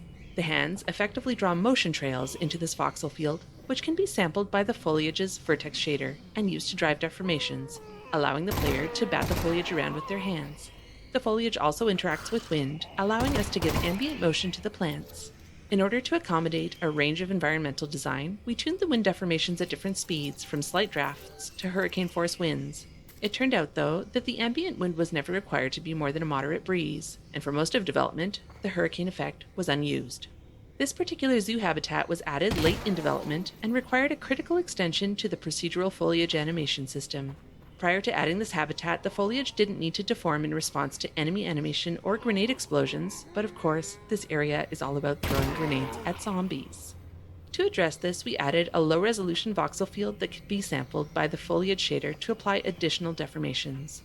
This low-resolution voxel field, which is about 1 cubic foot per voxel, is fixed in space and spans the entire habitat. For comparison, the voxel field that travels with the player is about 2 cubic inches per voxel. Enemies and grenades within the space can write motion trails and impacts into the low-resolution voxel field, which are ultimately interpreted by the foliage shader as wind forces. This is when preparation met opportunity. When grenades explode, they are creating localized hurricane force winds. There were very few existing antlion sounds to work with coming into Half-Life Alyx, so unlike most of the familiar Half-Life creatures, which often had legacy sounds layered in, nearly all of the sounds for the antlions were completely new material. Starting with an almost blank canvas, we drew inspiration from the behavior of the antlions to inform their sound design. Since the antlions attack in waves, it seemed reasonable to us that they communicated and organized into groups for attack. This idea led us to incorporate complex insect-like clicking sounds, the final version of which began as recordings of European starlings, which turned out to provide more variation and character than insect recordings. Here you can hear the original European starling sounds.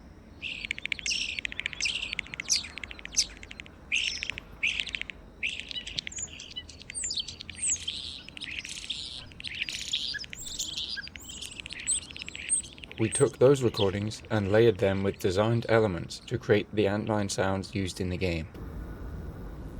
In traditional games, analog controls like levers, dials, and crank wheels usually play simple animations in response to a player's mouse click or key press. In VR, however, players with tracked hand controllers expect to be able to control analog interfaces by grabbing and moving them directly. To support this, we developed a new system that we call Anim Interactables. The opening mechanism of this health station is a good example of an Anim Interactable. To your left and right, you can see some more examples, such as a large railroad switch, the Vortigaunt's fire alarm doorbell, a crank wheel, a rolling cabinet door, and both the antenna and tuning dial on the radio. Anim Interactables like these allow us to give the player control of analog interfaces while constraining their input to an authored range of motion. The system uses the position and orientation of the player's hand to drive the animation of a model which defines the analog interface. As the player moves their tracked controller, the Anim Interactable continuously performs a search to determine if playing the animation forward or backward will place the interaction point closer to the tracked controller's position in space. This allows the player to drag the animation forward, backward, or hold it stationary. The result is an intuitive correspondence between the player's body and the virtual interface. Furthermore, these interactive animations don't necessarily have to make physical sense. Artists simply animate the range of motion they want the player to be able to control. These Anim Interactables have their debug visualizations turned on, so you can see the authored range of motion, including the nonlinear paths used on the railroad switch, the health station, and the crank wheel. Anim Interactables allowed us to make all kinds of objects in the world interactive, from mundane man-made devices to intricate combine mechanisms, without the need to run complex physical simulations. Feel free to play around with the Anim Interactables in this area before moving on. Sometimes large chunks of a level are shifted around or reordered as we work on the game. That's the case for this entire area and the Toner puzzle it's centered around. In fact, for much of its existence, this area didn't even have a home anywhere in the game. It was originally built just to help prototype the Toner puzzle mechanic. Over the course of a few months, the raw gameplay mechanics of Toner puzzles were developed and playtested in a series of small test levels. Each test level explored a single gameplay concept. Those were things like using the Toner puzzle to draw the player's eyes to something interesting, such as Xen flora and fauna, creating moments of surprise when an enemy headcrab popped out of a vent, or requiring the player to thread their arm and hand in behind pipes or other tight spaces. Once we figured out which of these ideas were working well, we combined them into a single test level with the Toner puzzle that strung all these concepts together in one single puzzle. Further playtesting in this level made us confident that Toner puzzles should be included in the game, and we started adding them into other areas. But we didn't include the test level itself anywhere in the game. It wasn't until later that it became apparent that the zoo was in need of a pace break. We pay careful attention to player fatigue when we playtest, and look for cases where a puzzle or some exploration and resource gathering can be used to give the player a break from combat. There was such a need toward the end of the zoo level, and thankfully in this case we were able to make use of the Toner prototype level that had already been built. When we decided to resurrect our Toner prototype level for use as a pacing break in the zoo, we had the opportunity to make some improvements and integrate elements that hadn't existed when we had first experimented with the Toner mechanic. For example, the newly developed explosive Xen bloaters were added at various points along the puzzle to surprise players and remind them that they need to keep an eye out for these hazards. Also, in the intervening months, the toner mechanic itself had evolved from one where players merely push a ball of energy along a path to one which included branching paths and rotating junctions.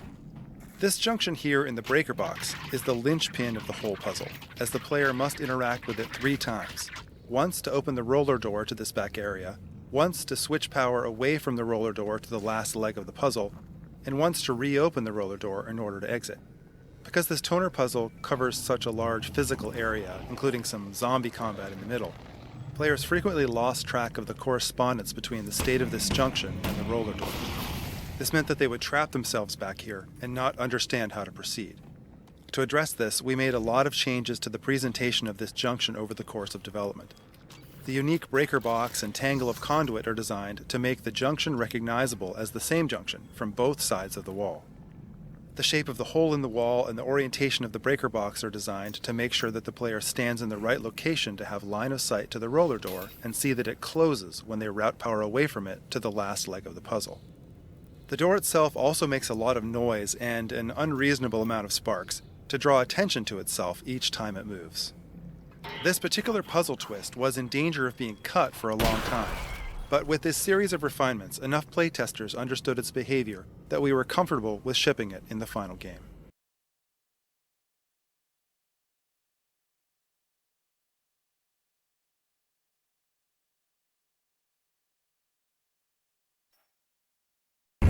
Good luck trying to lock out someone wielding an Alyx.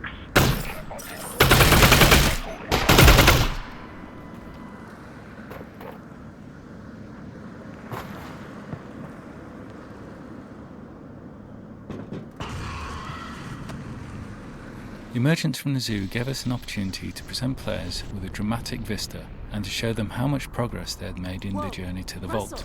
This was challenging because the vault's position in the world was already determined to be above the parking garage, which the player would reach at the end of the map. But placing the vault correctly in support of that location left the vault looking too distant to create the dramatic view we wanted here. We also intended to portray the cutting of the vault's power cables by the Vortigunts at this point, but having this take place at such a distant location was unclear and confused playtesters. The solution was to move everything closer. The vault looked more imposing looming above the player, and the effects of the Vortigunts' cable-cutting efforts were much clearer. All we needed then was a conceit to justify the 2 vault locations, the location here at the start of the map and the eventual location at the end of the map.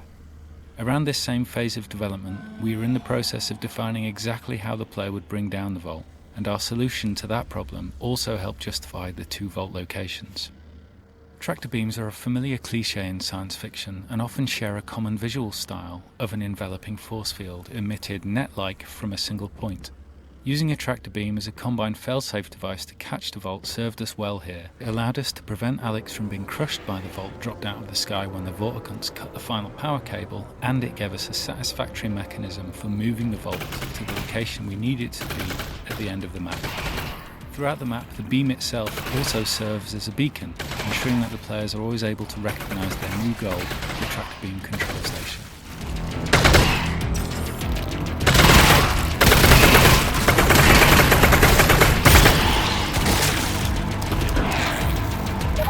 Three left.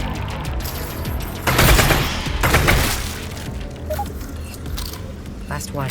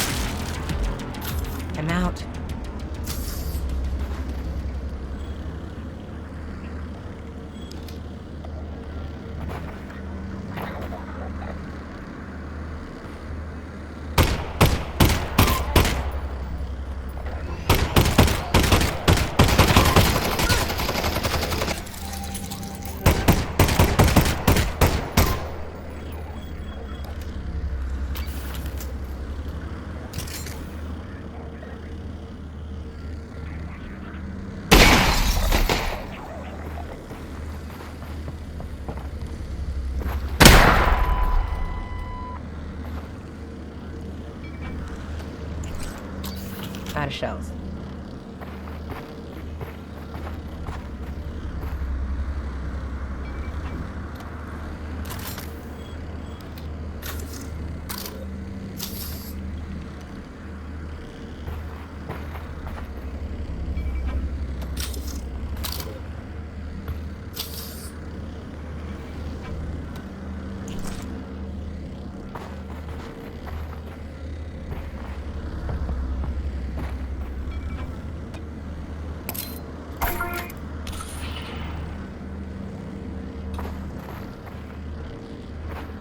There's somebody up there.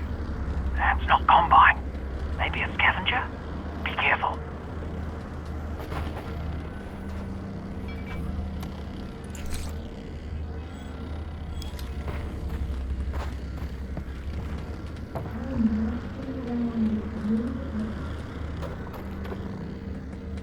Why can't you do it? Well, then who is on board? Eli, come here! What is it, Russell? Listen to this. Whoa. Shh. Okay, well, go get them. You took over the entire planet in 7 hours. How is it taking so long?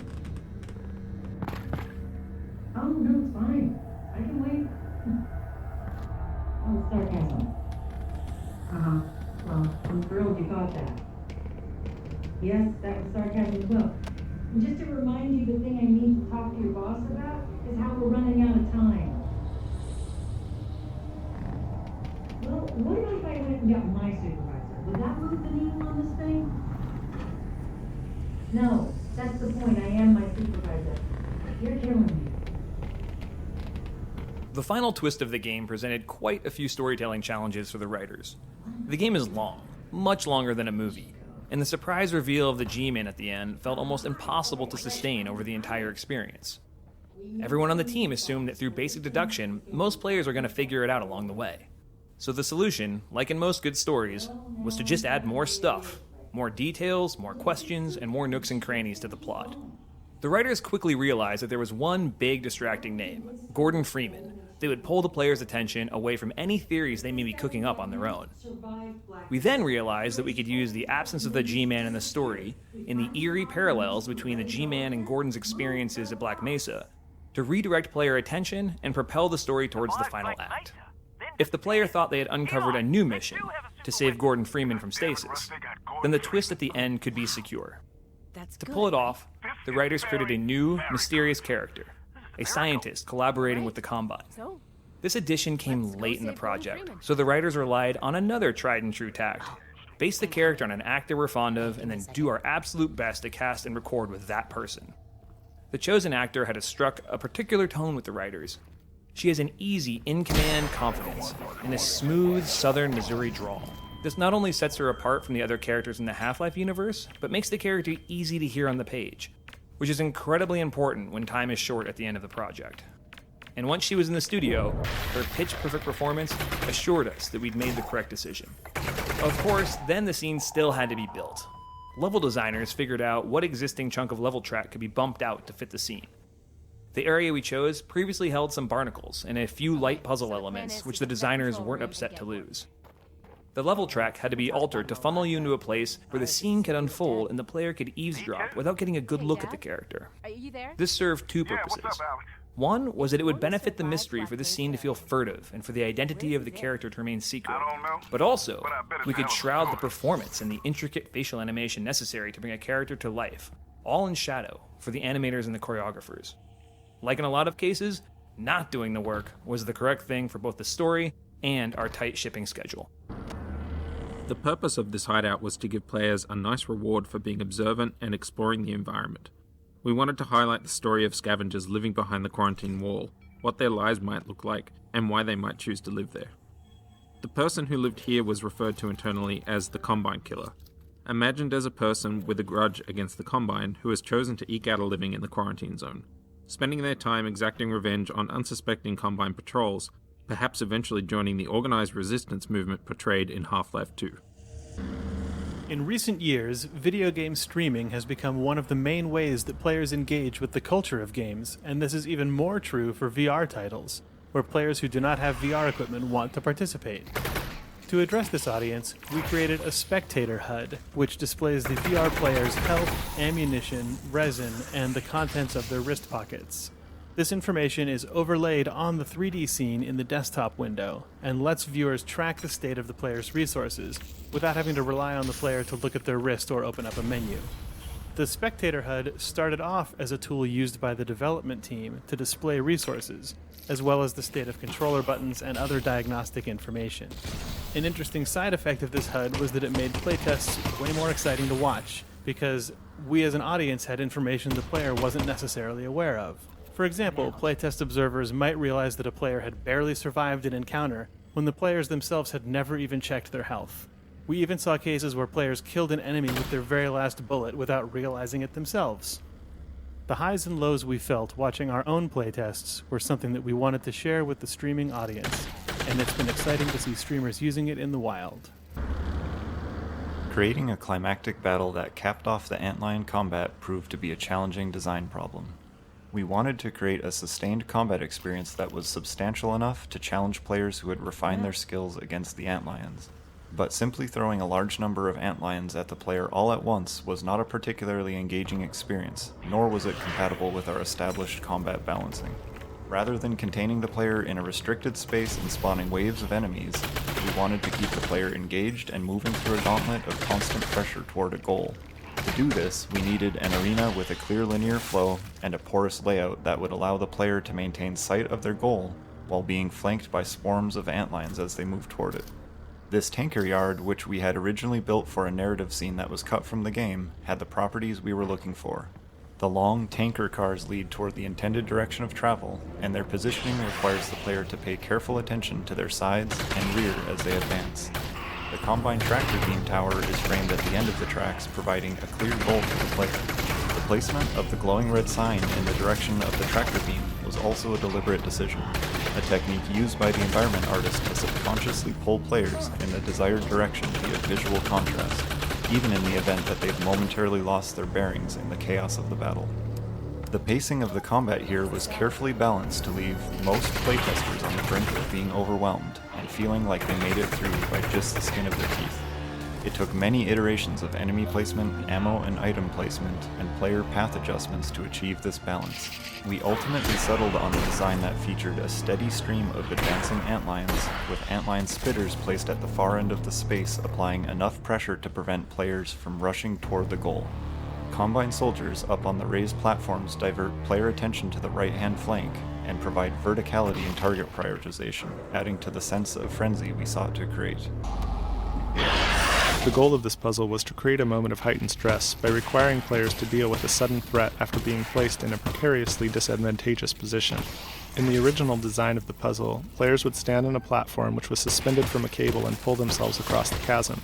Halfway across, antlion spitters would emerge and start attacking. The platform provided limited cover, and players would have to make trade-offs between taking cover and continuing to propel themselves forward. This succeeded in creating the desired spike in intensity, but unfortunately, the lateral movement of the platform caused considerable motion sickness for most playtesters. Even players who were comfortable with the vertical movement of elevators elsewhere in the game were adversely affected here. The puzzle that we shipped retains the same sense of tension due to being stranded in the middle of a chasm under attack, but does not rely on physically moving the player. The upper portion of the wooden platform is deliberately devoid of any substantial cover, which encourages players to jump onto the platforms below. On the lower platforms, we provide enough cover to protect players from antlions, but also leave them feeling vulnerable out in the middle of the chasm. The cover here is porous and breakable, increasing the sense of urgency and requiring players to engage the antlions from their compromised position. In cases where the player had to face off against Combine in relatively open spaces like this one, we often found that playtesters would backtrack to safety and attempt to pick away at the soldiers from a distance. The playtesters would ultimately be successful in clearing the combat space, but would feel unsatisfied with the encounter due to the repetitive and static nature of the tactics that they employed. To address this, we used a few design tools to discourage this type of player behavior. The placement of the Combine suppressor, standing on the bed of the truck at the far end of the courtyard here, is the key to the design flow of this battle. The suppressor does not move from his planted position on the far side of the courtyard while the player is on the near side. His positioning, combined with his unrelenting wall of suppressing fire, forces the player to advance in order to close the distance required to take him out, all while under the intense pressure from a carefully crafted combination of other Combine units. Additionally, if the player backtracks far enough from the fight, the more mobile Combine soldiers in the encounter are told to retreat and hold their ground until the player once again advances into the combat. These elements together keep players moving forward into locations that provide for more interesting opportunities for both the player and the enemy soldiers. After the intense combat that precedes it, this tower initially serves as a pacing break, before once again ramping up the intensity on the player's final fight up to the Combine tractor beam controls. While the lower portion of the tower does contain combat, it has been designed to cause players to engage with the space in a different way than the preceding courtyard fight. The focus here is on navigating the chaotic verticality of the tower, which we found to be particularly successful for playtesters to experience in VR. The manhacks that initially engage the player from above fly a path that deliberately has them crashing around the pipes and boards overhead, causing sparks and splinters to rain down on the player. Combined with the disorienting nature of the space, the Combine suppressor that emerges at the top of the stairwell is used to reintroduce an appropriate level of intensity and to create a sense of a struggle as the player continues to scramble closer to their goal. At the start of the previous map, we introduced the tractor beam, a failsafe device used to catch the falling vault when the last substation was knocked offline.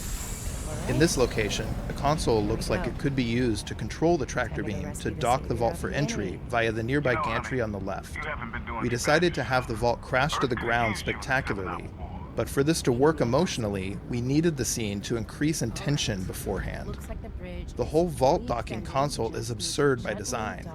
If the console appeared too much like a legitimate puzzle, playtesters could take too long and let the air out of the scene, unsure if there was something that they could actually solve. The more inscrutable the machine looked, the more likely they were to interact with the levers and play along with the unfolding disaster. The first phase of the puzzle extends the catwalk and unlocks the main lever bank, which responds to the player's input, engaging them in the solution. Every subsequent lever thrown does nothing except increase the tension as things continue to go wrong. The back and forth radio dialogue between Alyx and Russel completes the scene with growing panic and keeps players in the moment, flipping levers in an attempt to save the vault. 5 years ago, we placed playtesters beneath an idling Half-Life 2 Strider. It was a really simple prototype, but the feedback was overwhelmingly positive. This experience convinced us we should pursue a Strider encounter in VR. And as a result, we built dozens of prototypes over the next few years. Some designs pressed playtesters into very close contact with the Strider. Some had a Strider chase them through a simple environment, or shoot at them through porous cover. In other cases, the Strider would destroy a wall the player was hiding behind or give a performance the player was meant to observe. A prototype built in 2017 squared the player directly off with a Strider in a quarry, combining many of our ideas into one experience.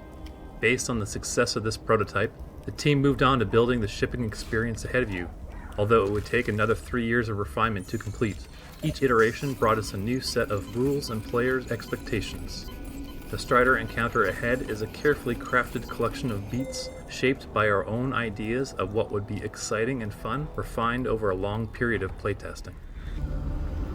Through many iterations of the Strider encounter, we would find ourselves having functionally solved a problem, only to realize that we also had to fictionally contextualize the solution so that it made sense. For example, we designed this entire map to include combat with Combine soldiers. But how should we fictionally place them in this destroyed space? How could we put a disabled Strider close to the player? What were the Combine doing here prior to the vault collapse? This soldier was placed here to communicate to the player that some Combine were in the area investigating an antlion infestation before the vault fell on them. In fact, you can see some dead antlions nearby. If you listen closely, you'll hear the soldier trying to contact the rest of his squad, letting the player know that they are not alone and that there is likely to be more combat ahead. Although we could excuse a few random Combine in this area left over from investigating the antlion infestation, we needed a way to justify the large squads of Combine in the combat encounters that occur later in the level. These two Combine are part of a squad sent down looking for survivors after the vault collapse. and their dialogue is designed to inform the player that this strider they have found may not be dead. Fictionally, it is the player's combat with these two soldiers that alerts the rest of the Combine in this area to the player's presence. For many players, Striders are the most feared and powerful enemies in the Half-Life franchise, and we thought it would be interesting to flip player expectations on their head and experience what it would feel like to team up and cooperate with a Strider. Our initial concept was inspired by Aesop's fable of the Lion and the Mouse, with the player freeing a disabled Strider, who would later help the player escape by clearing the way forward. Initially, the parking garage was a Combine silo, and it was much easier fictionally to have some type of Combine device which could constrain a Strider without injury. When the location changed to a collapsed parking garage, we constrained the Strider by trapping it in the elevator shaft, held down by the elevator car. After being freed, the injured Strider would lash out at anything nearby, Combine and player alike, as it tried to escape. This was a strong story when told aloud, but expressing it in a way that was understood by players turned out to be difficult. Keeping the Strider around throughout the level, alternating between injured and angry states as the player slowly picked their way through the garage, was confusing to playtesters, and we had a very hard time trying to find the right balance. Playtesting feedback was really consistent around this. So although we loved the idea, we let it go in favor of a more straightforward and achievable dynamic of hunter and prey that eventually shipped. The year we spent pursuing the lion and mouse idea wasn't wasted, however, as we created and refined many of the different story beats that shipped. We also crafted some performances and technology that led to the success of the final experience. The Strider encounter boils down to a set of performances and the Strider's AI-driven minigun. Maintaining the illusion that the Strider was aware of and hunting the player while delivering these performances required a delicate coordination between animation and AI systems. We used a variety of approaches to make the Strider feel like an intelligent creature hunting the player. Players in VR move very slowly by first-person shooter standards, so we have the Strider alternate between chasing performances, following the player through the level, and then hunting performances, focused on tracking and firing at the player, or looking for them. Triggering the different stages of this pursuit took a lot of playtesting. We paid close attention to how playtesters would move through the level and then built the triggers and iterated on the animations to support the most common behaviors. It was very much a back and forth conversation to evolve a beat into something that most players would believe the Strider was truly hunting them. Early playtesters would grow weary of being shot at without any downtime or contrasting experiences. So we identified the beats that would create that contrast and layer them in when we saw playtesters become fatigued. Things like the Strider bashing the wall, walking over you, chasing you up an elevator shaft, all acted as ways to break up the experience and surprise the player. Whenever we had feedback a playtester was growing or looked bored or fatigued, we would brainstorm different ways to insert these beats, and then test it to verify that they were paced correctly. One of the tools we used was a sophisticated look-at system on the Strider. The system tracked the player and would procedurally orient different parts of the Strider to face the player. The body, minigun, and Gauss cannon all had different look-ats to break up the effect when the Strider lost or acquired the player. These could be independently enabled or disabled at specific times to make it feel like the Strider was directly addressing the player. In each animation of the sequence, the look-at on the minigun and body would be enabled or disabled based on whether the Strider should be able to see the player at that point. It was important to communicate clearly to the player that they were being hunted by the Strider at this point. We wanted players to see the Strider dust itself off and fixate on them, so that there would be no doubt that they were now the prey. This elevator ride was a useful tool to achieve this, as it is one of the few moments of the game that we have a captive audience. The elevator door facing the Strider was carefully designed to provide enough protection, so that players would feel safe, but enough visibility to see the Strider's performance.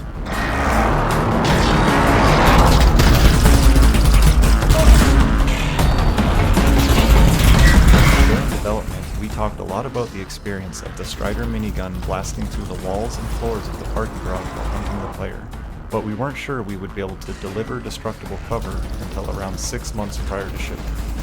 To address this, we designed the destructible cover to visually communicate that it was being broken down prior to actually fracturing and breaking. Initially, the cover would look like an unremarkable piece of concrete or other building material, but when it took sufficient damage, it would start to visibly crack and throw off dust particles. When the same piece of cover took further damage, it would then fracture into pre-cut physics objects and generate more dust and debris particles. Through playtesting, we determined how much damage the cover should be able to take before breaking down and forcing the player to move. In the end, the destructible cover system allowed us to deliver on our goal of giving players the impression that the Strider was capable of tearing through the parking garage with its minigun as it pursued them. In this area of the map, we began hearing from some playtesters that they found the minigun firing monotonous.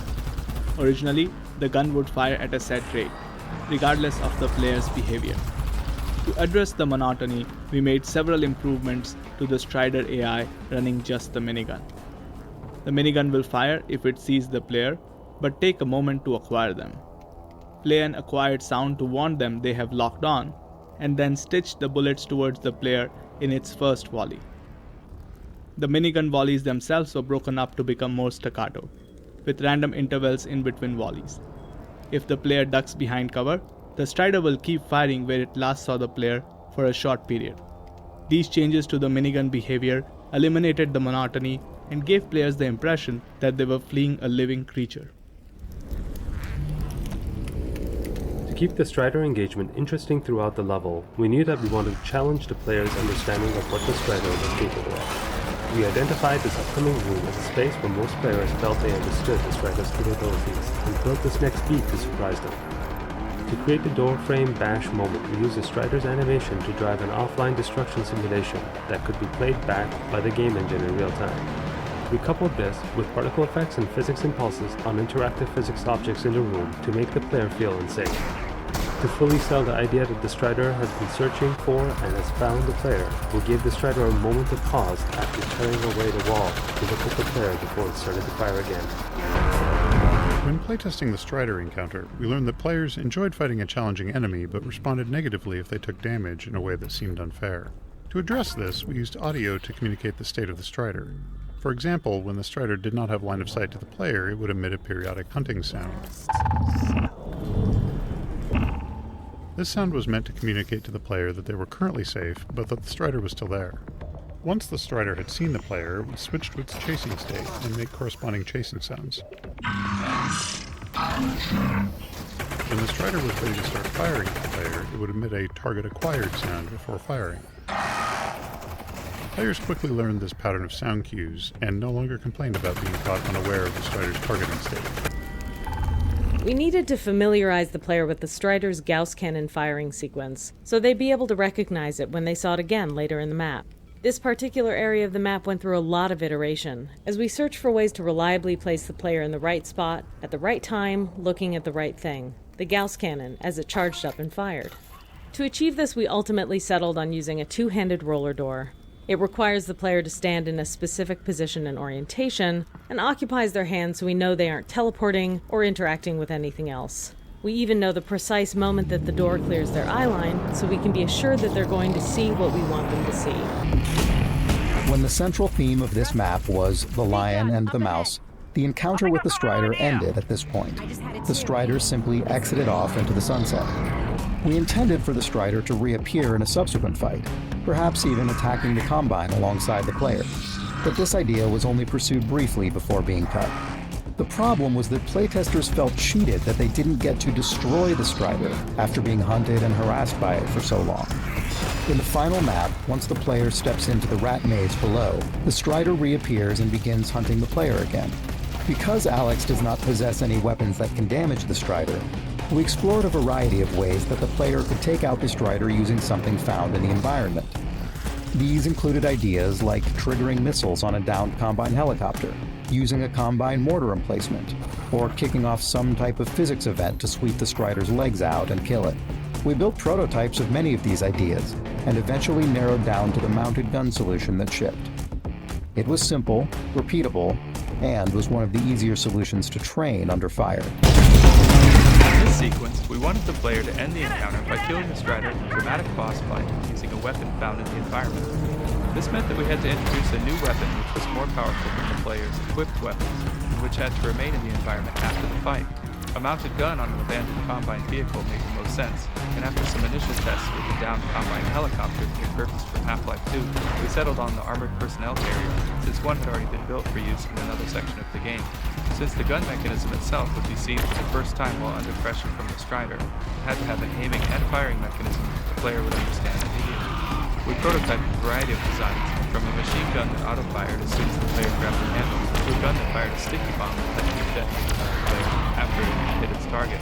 The auto-firing machine gun was too simple to use and lacked dramatic effect, and the extra interaction required to detonate the sticky bomb was too much to teach the player while under duress. We settled on a design that requires one hand to aim and another to both reload and fire. Requiring the player to push the firing mechanism all the way forward to reload was necessary to prevent the player from firing too rapidly. The gun's shell reloading animation is directly driven by the player's motion and communicates to the player that they must move their hand all the way forward to reload before being able to pull it back to fire. As the player enters the vault and is immersed in its warped reality, they lose contact with Russel. With Russel no longer available to explain what the player was seeing, we had to communicate the important concepts of the vault through the use of visual effects, physics, sound design, and music. The most important concept was that the errant bursts of uncontrolled energy causing anti-reality events was spillover of the Vortigaunt energy being used to keep the prisoner in the vault, as his influence occasionally gained the upper hand through cracks in the field. Starting from the vault crash in the prior map, we used this piece of musical sound design to represent the newly uncontrolled Vortigaunt energy being released from the vault.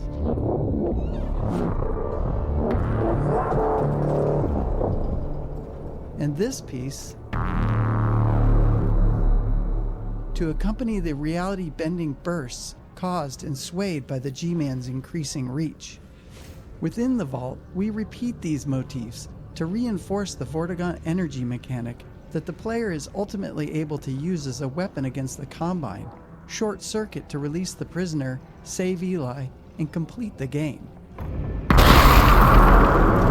Right from the earliest days of the story design, the audio team established a corresponding aesthetic plan that employed increasingly strange sound design, soundscapes, and music, culminating in a soundscape appropriate to the broken reality of the vault and Alyx's encounter with the G-Man.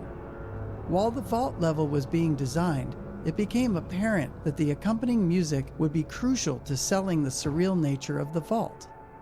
Most music in the vault is based on the musical palindrome you hear in the Sideways room.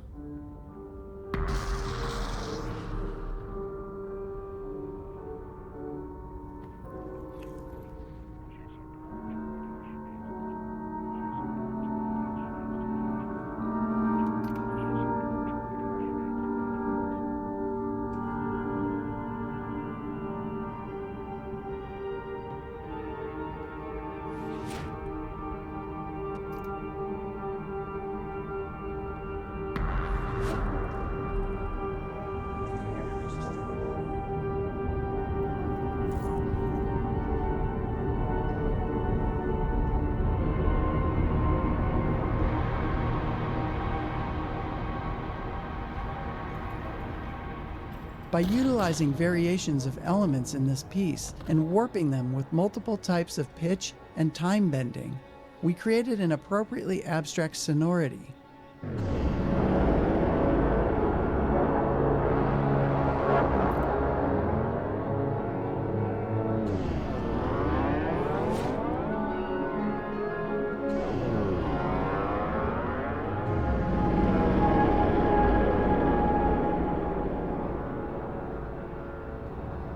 While strange and dislocating, it was still consistent unto itself, as well as conceptually relevant to the multidimensional nature of the G-Man and the Vortigaunt energy imprisoned.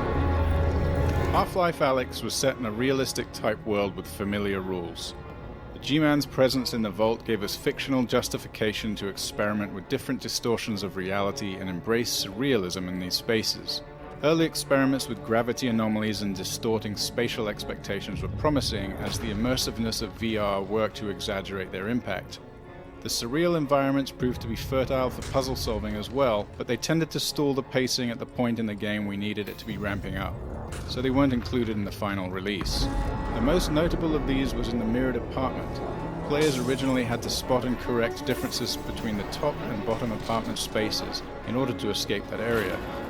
Instead of surreal interactive puzzles, the first half of the vault became a journey through an increasingly bizarre set of spaces that were once the apartment building the G-Man was captured in. Supercharging the Russels with Vorticon energy helped us achieve the goal of having an unarmed player overpower the last few Combine soldiers that were guarding the G-Man. Initially, grenades and a zero-gravity hallway was how we achieved this. Separately, we'd been experimenting with using the Russels to pull and throw energy bolts from Vorticon energy nodes. This was a natural fit for the Vault combat section since it evokes the concept of supercharging the gravity gun at the end of Half-Life 2 and works with the player's well-mastered Russell's throwing mechanic. This new mechanic was introduced at a point where pacing was critical, so it had to be intuitive to pick up and quick to master. Giving the player the Vorticon energy attack not only helped to tie together that this was Vorticon energy containing the G-Man, but helped to further solidify the deep Vorticon connection to Alyx. It also gave the player a chance to briefly feel like they had superpowers and be able to use that ability in a visceral, deeply physical way that's impossible in real life.